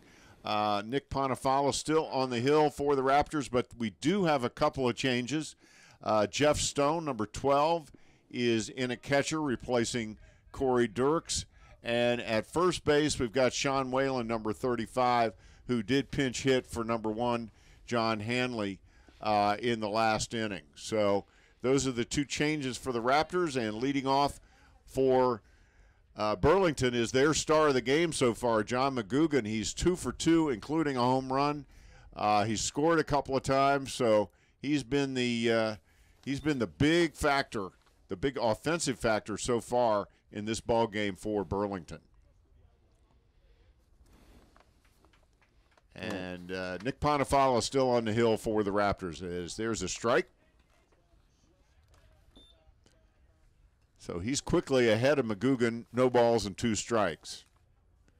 So, Marcus, is it your theory that the eye black on McGugan is the reason for this offensive bounty he's enjoying? I keep thinking of when I was growing up watching wrestling and the Barbarians, Hawk and Animal, had the same kind of paint, and that's what I keep seeing. Or I keep seeing a raptor on his face or something. I'm not sure. Or it kind of looks like the side of the Atlanta Falcons helmet. It actually does look like a little falcon going on. You know? Maybe it's a Baron. Maybe it is. Baron von Hilton. Anyway, all laughing aside, this guy is 2 for 2 with a home run. And he's the DH for a reason, and he can hit the ball far. Bonifala, he fouls it into the dirt. A little out in front, McGugan was on that. Stays 1 ball, 2 strikes.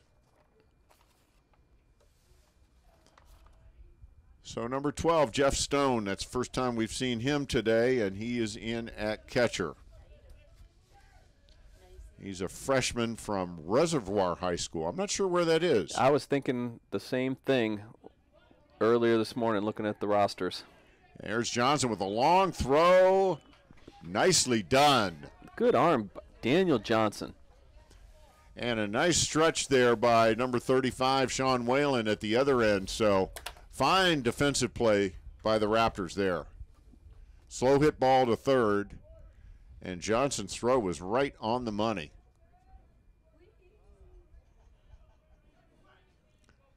So that brings up Frank Cerami, number 34. And he hits a long drive to center field all the way back to the wall, but Velez gathered it in easily for the second out of the inning. And Reservoir High School is home of the Gators, and they are from Ellicott City, Maryland. I was thinking it was somewhere over in Howard County. It's, you know what I like seeing on MC's roster is players from rival counties.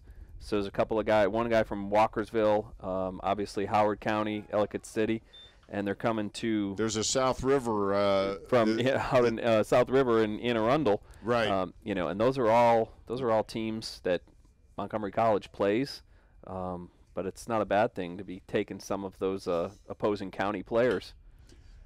But as usual, there's a slowly hit ground ball to second. Pino over to first for the easy third out. So a very efficient 1-2-3 inning for Nick Bonifala. We like those efficient innings, don't we, Michael? We sure do. So after 4.5 innings of play, the Barons maintain their 4-2 lead. So we are ready to start the bottom half of the fifth, and of course, in a doubleheader at this level, both games are 7 innings. So we are nearing crunch time.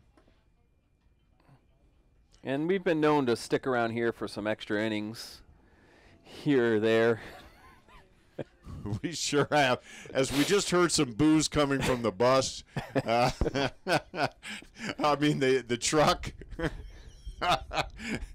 As we heard John Watson, our ace audio man, he said something about firing you, Mark. Yeah. I don't get paid. That's true. You can't fire me. That's right. I'm doing this because I like it. I have a real job at Montgomery College. Of course you do. And Nick Kozarski. But I apologize to anybody for saying extra innings. I will not say it again. Well, once we don't go to what you just referred to, we'll tell you the story about last year, folks.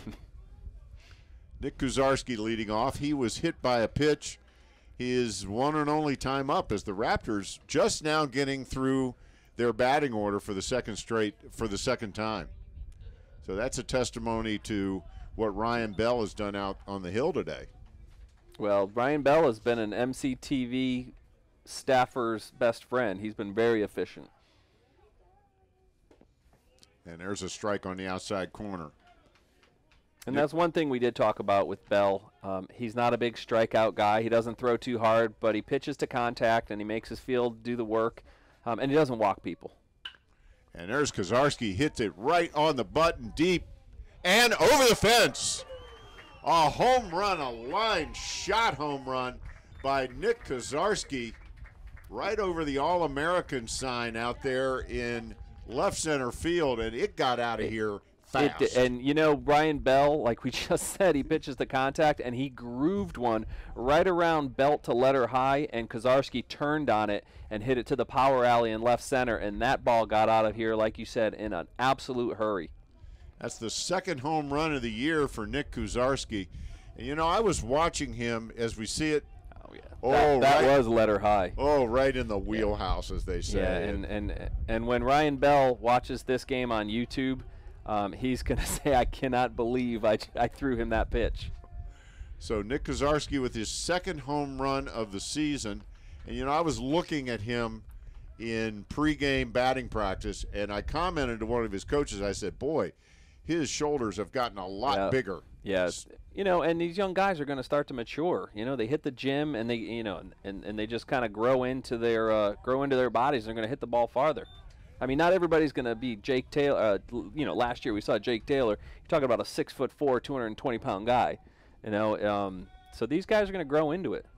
And as Dan Rasher told me, Bob O'Connor, the Raptors infield coach and defensive coach, puts these guys through a very rigorous weight workout in the offseason. They also work on agility drills, flexibility, all kinds of things. And Bob runs those drills for the Raptors.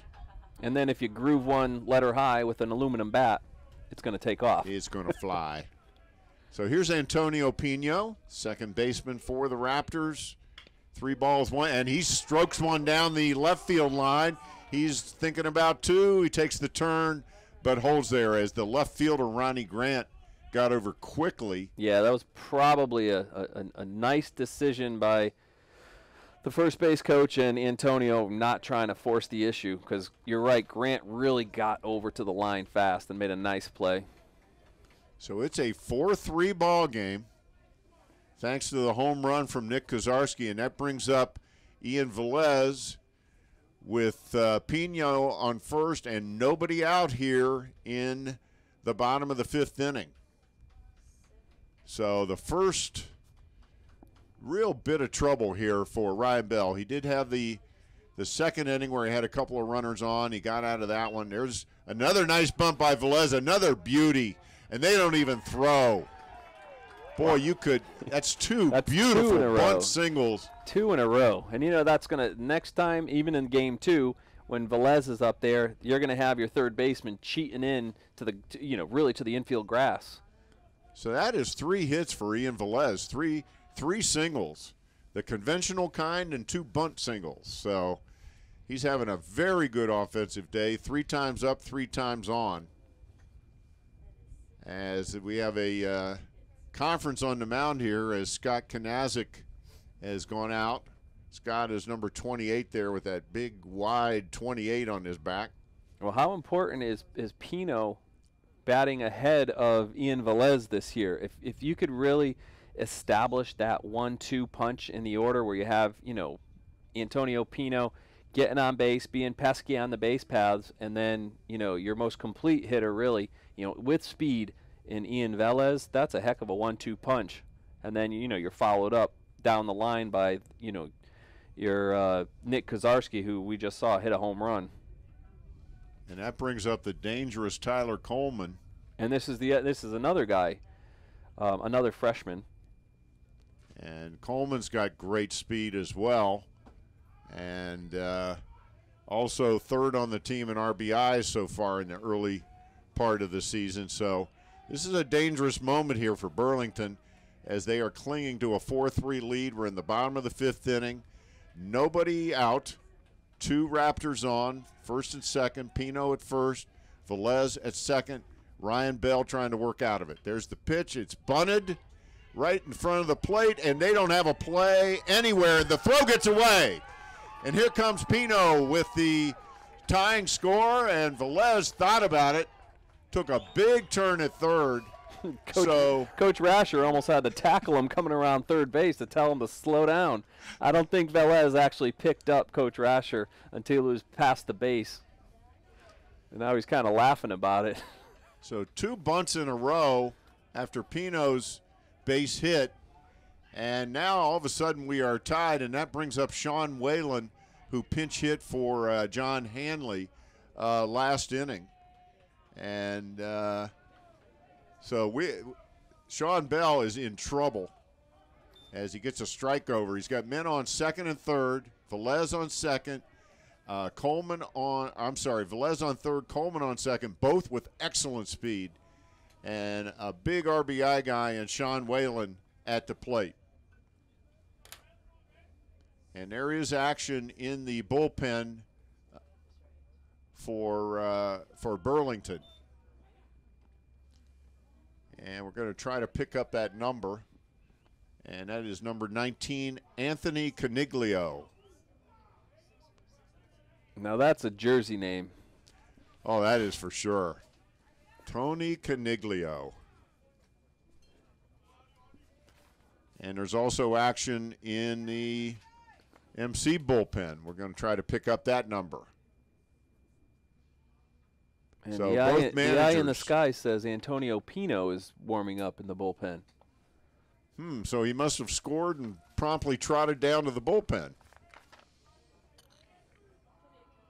Big John Hanley. Oh. Took that ball inside. He did not like that he wasn't call. happy about that. I don't think that got any of the corner, but he flinched a little at the break of the curveball, and I think that's why the umpire gave it to him. Gave it to Bell.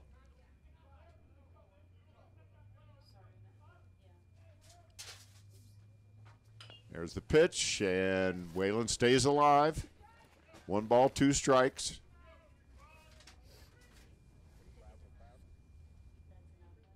He's a big guy, this Sean Whalen. Looks to me definitely, 6'2", 6'3"? He's tall.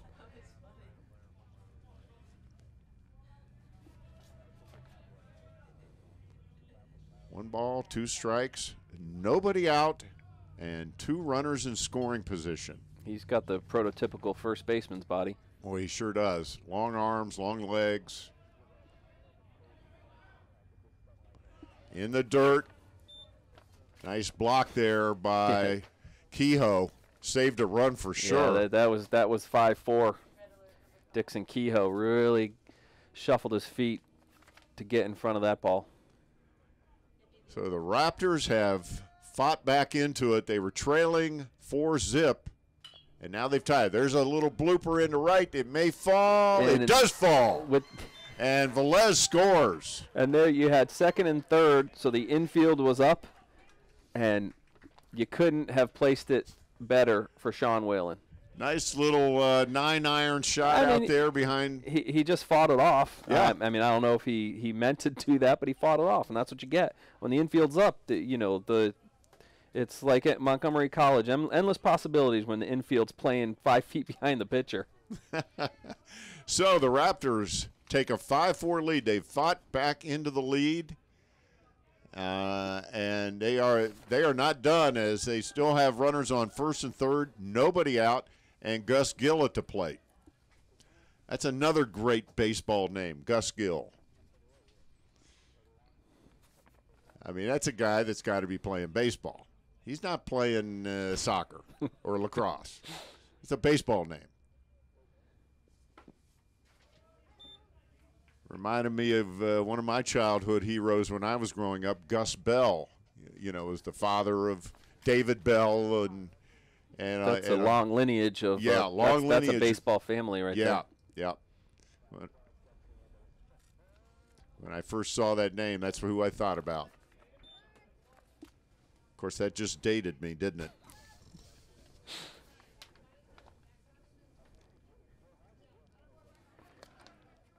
Well, Gus Gill sort of sounds like Gus Bell, It's just a baseball name. All right, here we go. No balls, 2 strikes, so Gus Gill has got to protect that plate. I remember Buddy Bell playing third base, I think, for the Rangers. Yes. For many years. Yep, that's another one of the – he had at least 2 sons playing in the major leagues. Must have been in the genetic pool there in the Bell family. But you see a lot of that. Oh, absolutely. A lot of that.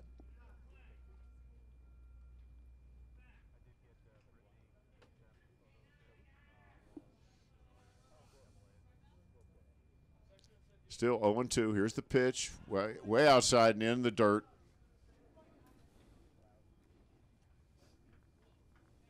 So you got Tyler Coleman 90 feet away on third. You got big Sean Whalen over at first. Coleman, we know, has good speed, as evidenced by his 5 steals so far this year. And there's a breaking ball that never came down. And if Antonio Pino actually comes into the game in the bottom half of or actually the top half of the 6th, he would be in line for the save. He sure would. I'm not sure that's what he had when he's leading off the game today. Had in mind that he was going to come in and get a save. And Gus Gill strikes out. So now there's 1 out. And that brings up number 8, Jeremy Ponifala, and this would be a great time for him to get that bat going. Mm-hmm.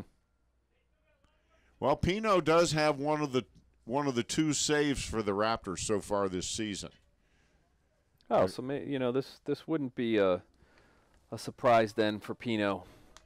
Of course, in the booth with us today is last year's great closer for the Raptors, J.P. Hoover. And we got a thumbs up from J.P. You talk about a play. I saw him pick a guy off in the World Series last year. It was a thing of beauty. And there is a squeeze play, and he beat the tag. He beat the tag. He avoided the tag. Well, a suicide squeeze. Ryan Bell is adamant that he actually he tagged Ian Velez or Tyler Coleman out because it was a suicide squeeze, and Kehoe actually left his position at home plate and went to field the ball. So Ryan Bell fielded it, and the only play he could make was Tyler Coleman streaking past, and he reached the glove out, and I think he actually tagged him on the back shoulder. I don't know. That was a very close play. And the 2 umpires are conferring. The home plate umpire wanting to see if Ryan Bell immediately asked the umpire to go get help, but there's no possible way that the guy who's out at near second base is going to have a better vantage point than the home plate umpire, regardless of of how bad Mr. Bell wanted him to get help on that call. So a suicide squeeze there by Jeremy Ponifala, and it was well played by Burlington, but the run scores, Tyler Coleman scores, so now the Raptors are up 6-4 here in the bottom of the 5th inning. So they've put up a 4 spot in this inning. Sure, we saw last year's Raptors sort of come to this inning with the long home run by Kosarski, but then you see this year's Raptors with all this small ball. You have the suicide squeeze, you had 2 consecutive bunts by Tyler Coleman and Velez. So a little bit of small ball mixed in with a little long ball. And that brings up Daniel Johnson. And there's still just 1 out. And still 2 Raptors on. Whalen at second, Ponifala at first, and Daniel Johnson at the plate. And Bell still out on the hill for Burlington. He did get a visit from pitching coach Mike Hines, but he's staying in. He's pitched well. The worst pitch of the game for him has been the Kuzarski home run. And we got to hand it to Ponifala for getting that ball down on the suicide squeeze. Because that is why they called it. There's a base hit into left, and here comes Whalen. He's being waved in, and he scores standing up. There's a throw to third. He's safe as Ponifala goes to third, and the Raptors pick up another run on a base hit by Daniel Johnson. And that's good for Daniel Johnson. Nice piece of hitting into left field. There's Whalen scoring standing up. Kehoe's throw to third, not in time, and it got away from Eddie Stiles anyway. And that's going to do it for Ryan Bell. That'll be it for Ryan Bell, and a 5 spot will do that to you. So a 4-run lead for Burlington has disappeared. And as the Burlington Barons change pitchers, we're going to take this opportunity to take a quick break. We'll be right back after this message.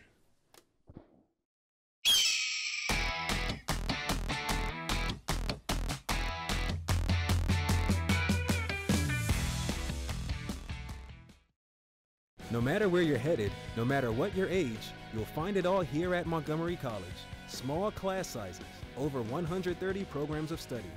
Nationally ranked NJCAA athletics. Register today.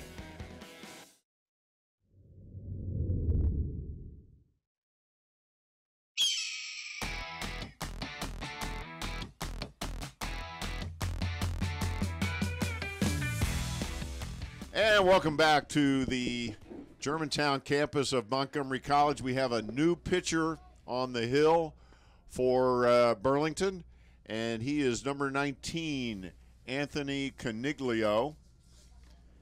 And what we have on him so far this year is a bit of on the rough side, a 13.50 ERA, Marcus. Well, you know, Burlington's in the same boat as Dan Rasher and the Raptors. I mean, you're going to have to start playing a lot of doubleheaders, and you're going to have to start throwing a lot of players. And it's, 7-4? And, you know, you bring the guy in with a 13 ERA, and these guys just have to eat innings, and then eventually they'll develop. But right now they're just asking him to get out of the jam and try to go into their side of the inning, just down 7-4. Yeah, they're still in the ball game, absolutely. And Coniglio is just he's had a bit of a rough time with the hits. He's given up 16 hits in 5 innings of work so far this year. Looks like he throws pretty hard. Yeah, he's got a real quirky delivery, too. He's a right-hander, and he'll be facing number 12, Jeff Stone. And this is Stone's first appearance. He pinch hit for Corey Dirks in the last inning. So a 5-run inning here for the Raptors, and it was all ignited by a home run by Nick Kozarski, who's on deck. So the Raptors are on the verge here of batting around. They still have 2 runners on. Daniel Johnson, who just drove in a run, is at first, and Jeremy Panafala is down at third, who, of course, drove in the run on the suicide squeeze. So it's been an interesting inning here. There's strike 1. You know, and baseball's, it is a slow game. We do have time to kind of take a breath between plays, but how quickly things could change. Beautiful shot there. That is a nice shot. By Paul Steinitz, our handheld camera guy today. Paul, of course, is decked out in armor from head to toe because he is literally like maybe 30 feet from home plate. And, of course, he's got a hard head, so if it hits there, he'll be fine.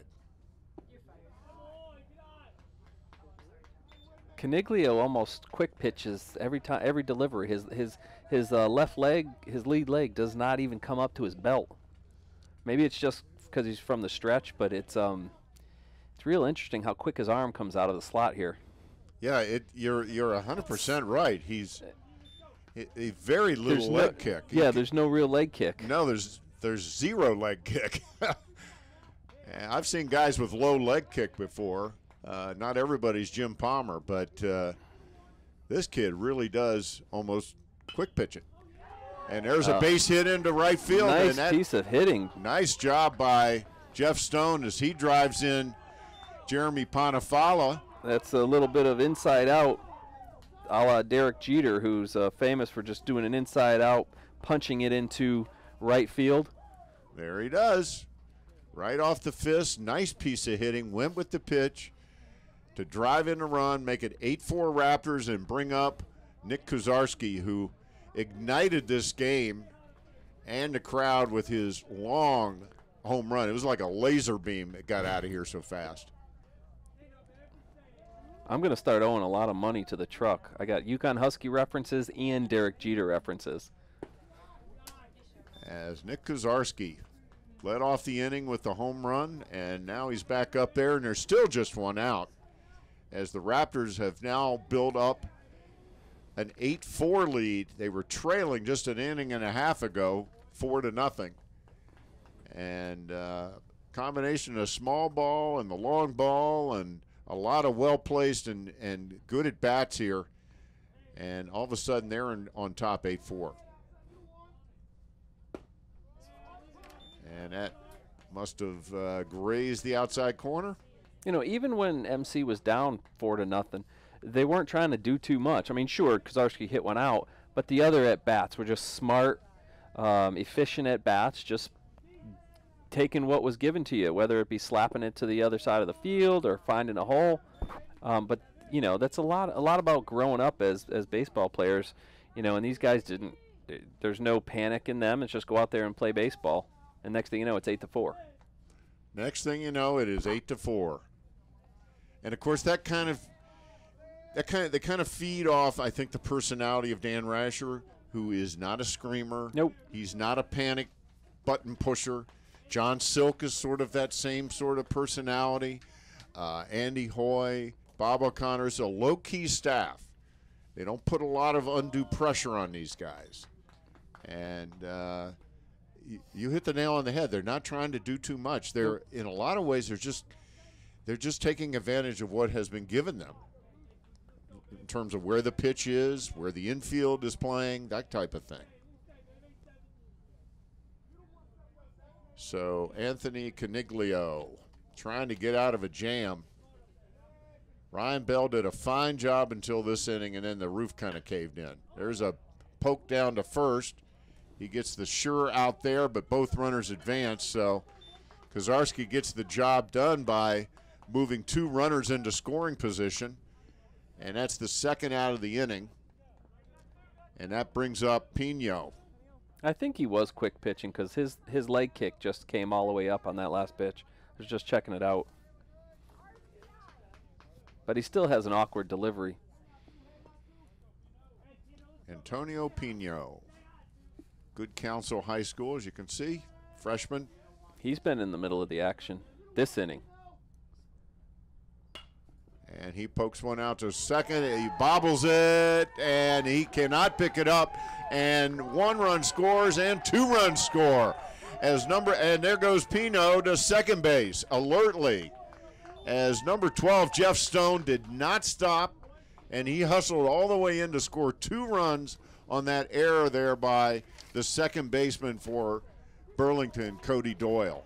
You know, in your notes about Coach Kanazik, these Burlington players, as we look at the Pino hit again, these Burlington players have been playing a lot together over the years, whether it be American Legion ball or fall ball. And he just doesn't, he can't put his finger on why they're not really playing as a team and why they're not really ratcheting up, you know, that experience and having that transpire on the field. And you could just see it. You know, there's just some things, you know, I don't know if it's fundamentals. He says they almost seem like they're getting tight and they sort of lock up mentally, you know, once you're, you know, on the diamond. It's really strange. Yeah, it is. He told me maybe they're thinking a little too much. Here's Ian Velez, who was 3 for 3, and he pops it up to first. Cerami in to gather it in for the 3rd out of the inning. So the Raptors bat around. They put 8 runs on the board, and after 5 complete innings of play, the Raptors are on top 10-4. So quite an inning for Montgomery College there, as we see a little meeting out in front of the Burlington bench being run by Scott Kanazik. And my guess is he's telling his team, listen, you got a couple of at-bats here. Let's put this inning behind us and get down to business. Well, you know, there's not going to be probably a worse inning for Burlington, you know, throughout the whole entire season, because whether it be errors, the home run, obviously, just some not very good baseball. So they'll be able to use this and just look back on it. And Kanazik's play. I mean, this is a guy that got drafted by the LA Angels. He knows baseball. And things like this happen, but this will be a learning experience, I'm sure, for the Barons. And that's a pretty, you know, they call those numbers crooked numbers, and that's as far as the Barons are concerned, that's a pretty ugly crooked number that the Raptors put up there. And Bell, you know, it's not a testament to how well Bell pitched in the beginning of this game, and the wheels just fell off. So they gave him some extra outs. They gave him at least 2 extra outs that inning, and the Raptors took full advantage. They played very opportunistic baseball there in that inning. And Panafala is going to come back out onto the mound with a 10-4 lead. So he's the pitcher of record right now. He is the pitcher of record right now. So. And all he wants to do is throw strikes. Yep. 10-4 lead. The last thing Dan Rasher wants to see are any walked batters here. He'd rather see him give up a single than walk a batter. And, of course, number 3, Gene Mejia, he would love nothing better than to get on base. Took the first pitch for a strike, though. And there's a topped grounder to third. Johnson gets him. Johnson's played a nice third base in this ball game. Yeah, but he's got a nice arm.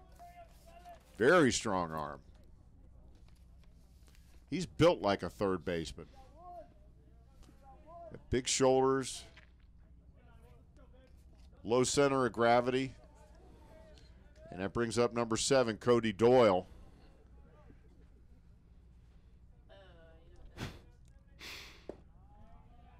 And that ball is low. And I like the socks, too. I like the I do too. The pants pulled up.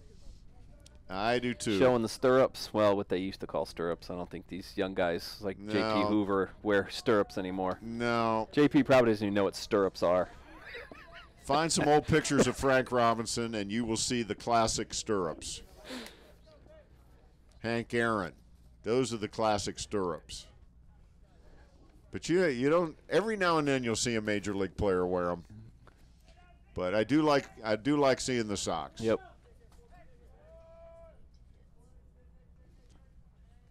As Dixon Kehoe now, freshman catcher, he's had a interesting day behind the plate. Very busy.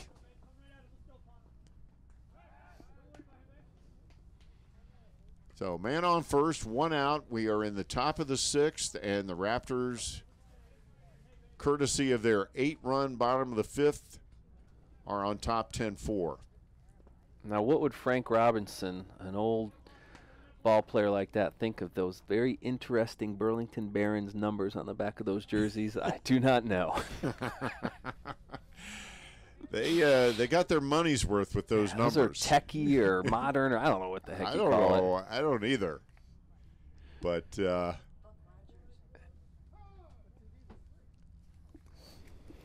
don't know. Look like laser tag uniforms or something. I don't know.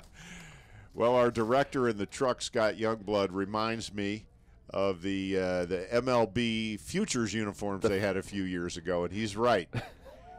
They had ugly numbers too.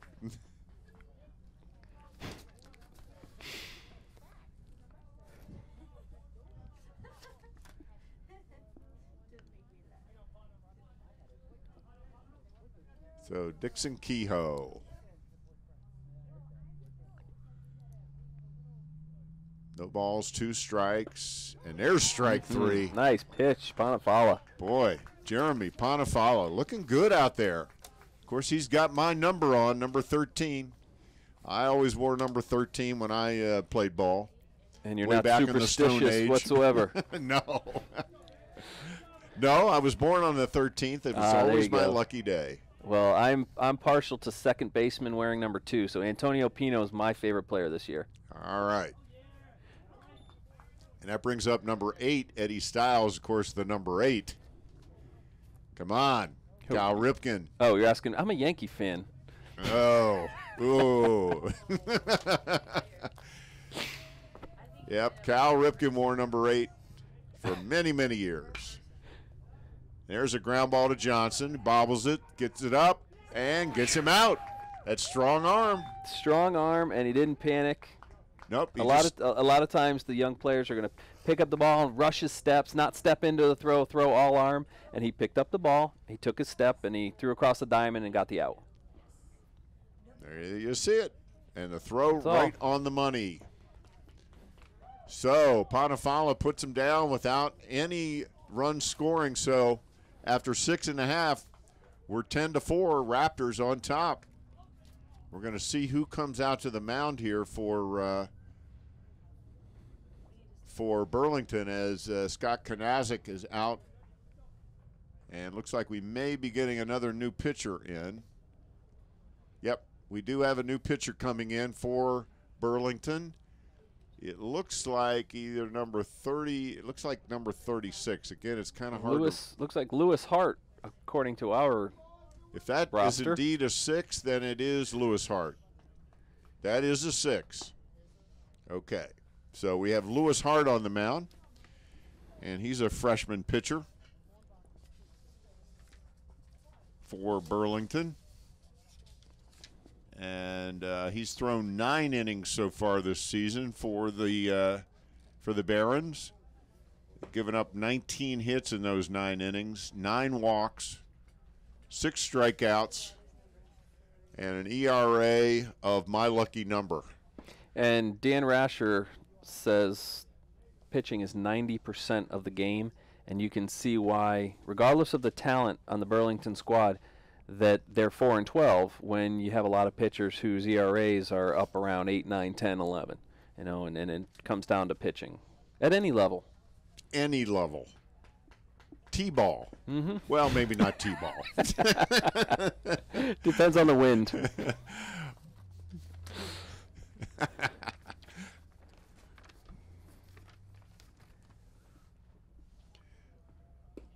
So Lewis Hart will try to stem the tide here, and obviously his number one order from his head coach Scott Kanazik is no more runs.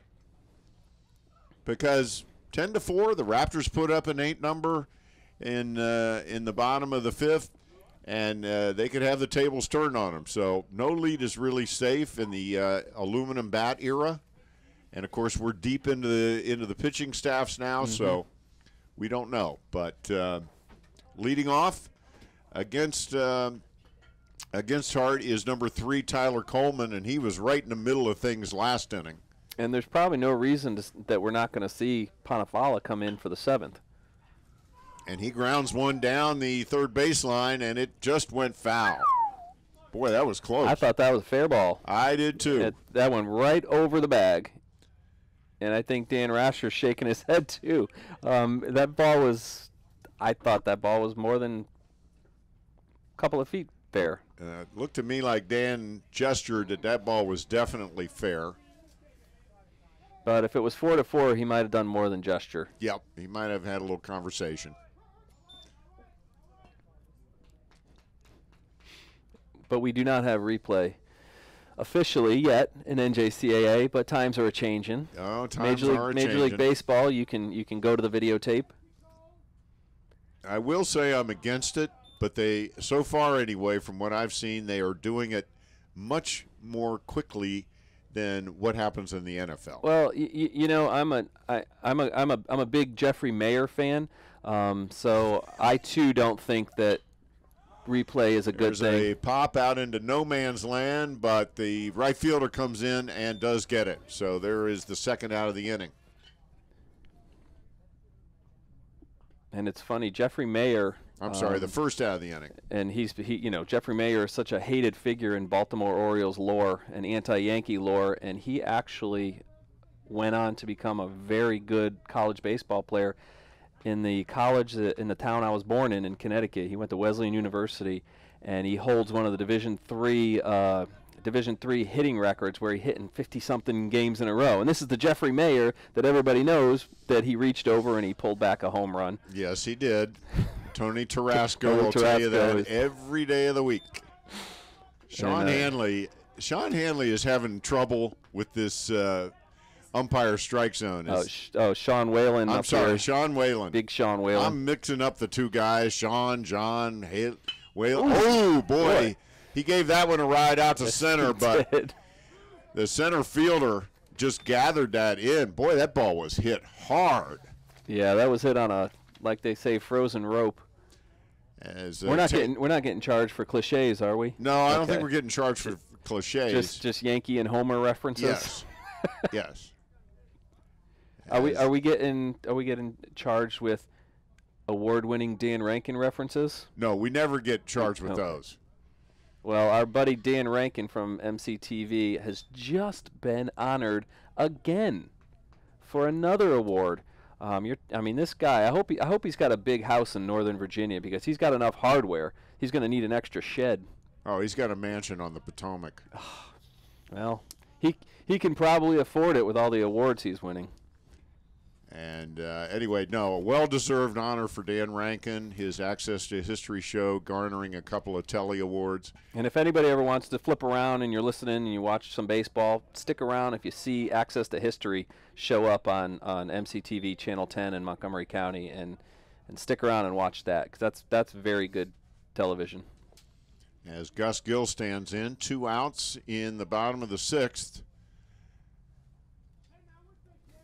And he's facing Lewis Hart, who loses him. So a 2-out walk, and that brings up number 8, Jeremy Ponifala, who stands to be our winning pitcher today should the Raptors hold on to this 10-4 lead.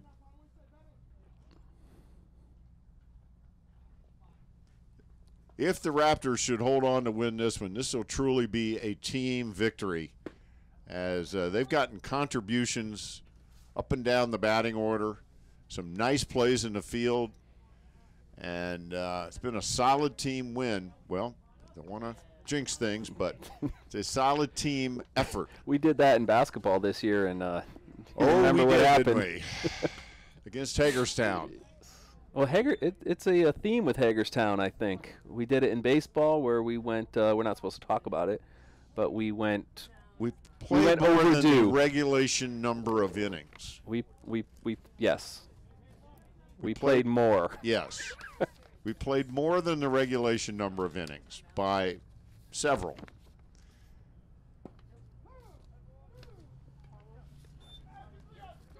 And that is strike 3.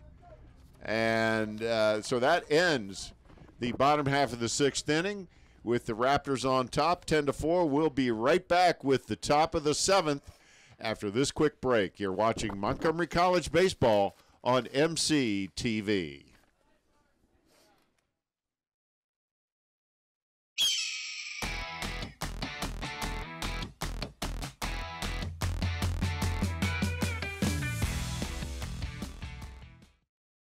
No matter where you're headed, no matter what your age, you'll find it all here at Montgomery College.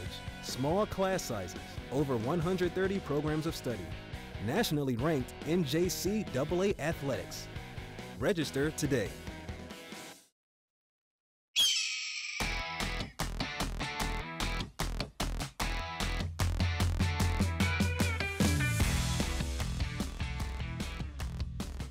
And welcome back to the Germantown campus of Montgomery College.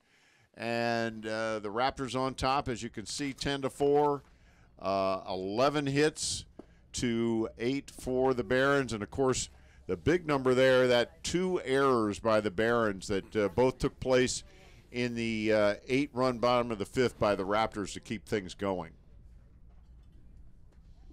And out on the hill, of course, is number 13, Nick Ponifala. And he is in line for the victory today as he took over for John Maloney in the 3rd inning, and he has pitched very well. He has kept the Barons from scoring since he came in.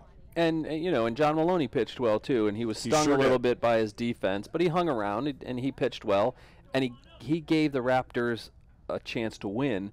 And, of course, you put an 8 spot on the board, and then Ponifala is just basically throwing strikes, and, he's having a very efficient time on the mound. Leadoff hitter for Burlington. This is their last shot, is Taylor Zachman. At this level of NJCAA baseball, they play 7-inning games when they play a no-hitter. And there's a comebacker for the first out of the inning. And I'm going to correct myself. It's 7-inning games when it's a doubleheader.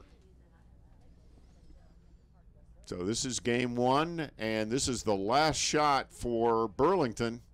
They've got to put together a rally here. And there's nothing wrong with no hitters during a doubleheader, I have to say. No, that would be fine too. I've never called one, never actually personally witnessed one. So that'd be a treat. I got the Frederick News Post comes to my house on the weekends, and a pitcher from Linganore, Mount Airy High School, threw a no-hitter against Middletown, which is no small feat because Middletown has an excellent sports program, and so does Linganore. Yeah, I believe they had a very good football team. Oh, Linganore. yeah. Was it this year or last year? Middletown has 2 consecutive state championships, and Linganore went, I think, to the semifinals. So good football up there as well. Absolutely.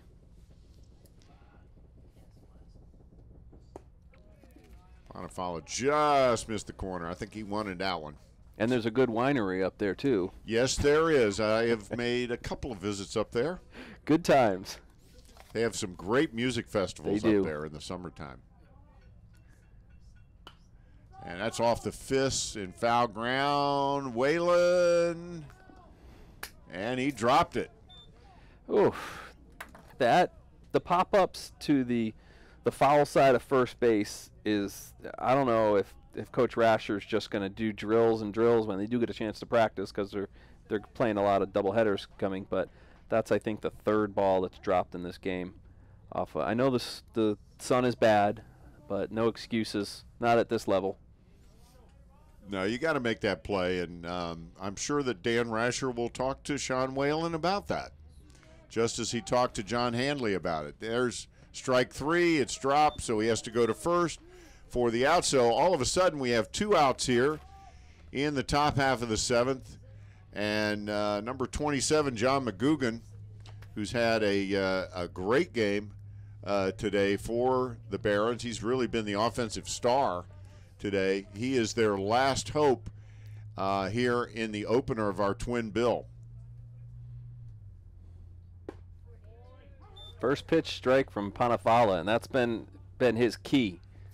Nothing better than a first pitch strike, especially when it's 10-4. Oh, yeah, that's the way to start him out. Strike 1.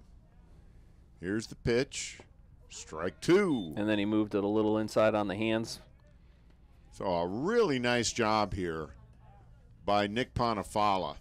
And very needed after yesterday's 2 complete games by their number 1 and 2 starters. Just got a piece of that one to stay alive.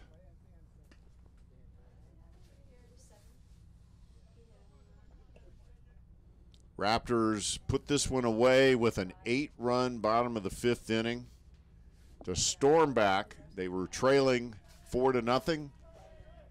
They chipped away with a couple of runs, 1 run in each of the 3rd and the 4th innings, and then put the big 8 spot up there in the 5th.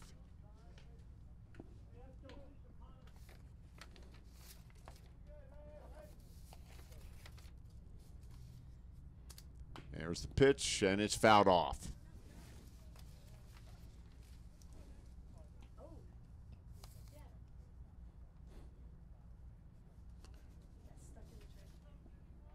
So John McGugan, who had a home run earlier in the ball game that put his team up 4-0, is the last chance here for Burlington. And he stays alive. Just staying alive, you're right. And, you know, coming right off that doubleheader sweep yesterday of Prince George's Community College, and you're 1 strike away from, you know, getting the top half of the doubleheader, you know, against Burlington. That's a good weekend for Coach Rasher. And again, there's a fly ball to deep center field. Velez back, and he's got it.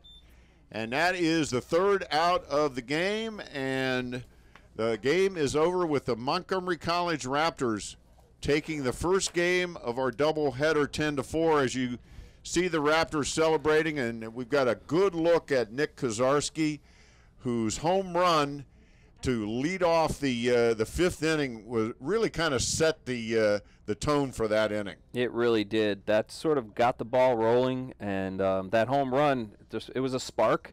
And right after that, the starting pitcher for Burlington, Ryan Bell, the wheels fell off. They played some small ball, Velez and Pino, and the things just started to go the Raptors' way. And before you knew it, there was an 8-run inning, and the Raptors went away with this one, 10-4.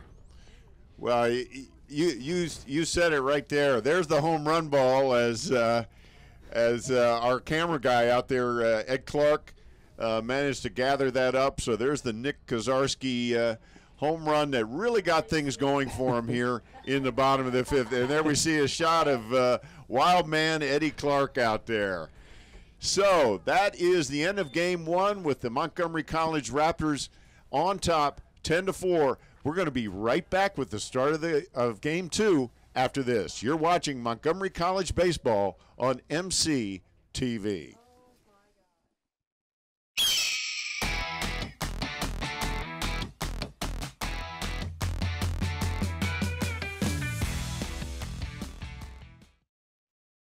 No matter where you're headed, no matter what your age, you'll find it all here at Montgomery College. Small class sizes, flexible scheduling, over 130 programs of study, award-winning faculty, nationally ranked NJCAA athletics. The possibilities are endless at Montgomery College. Register today.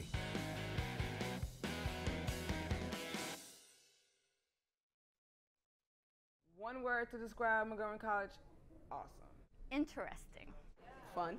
Awesome. Perfect. Inspirational. Spectacular. Family. Nice. Diverse. Excellent. Surprising. Perfect. Opportunity. Fun. Great. Exhausting. Inspiring. Flexible. Excellent. Awesome. Awesome. Awesome.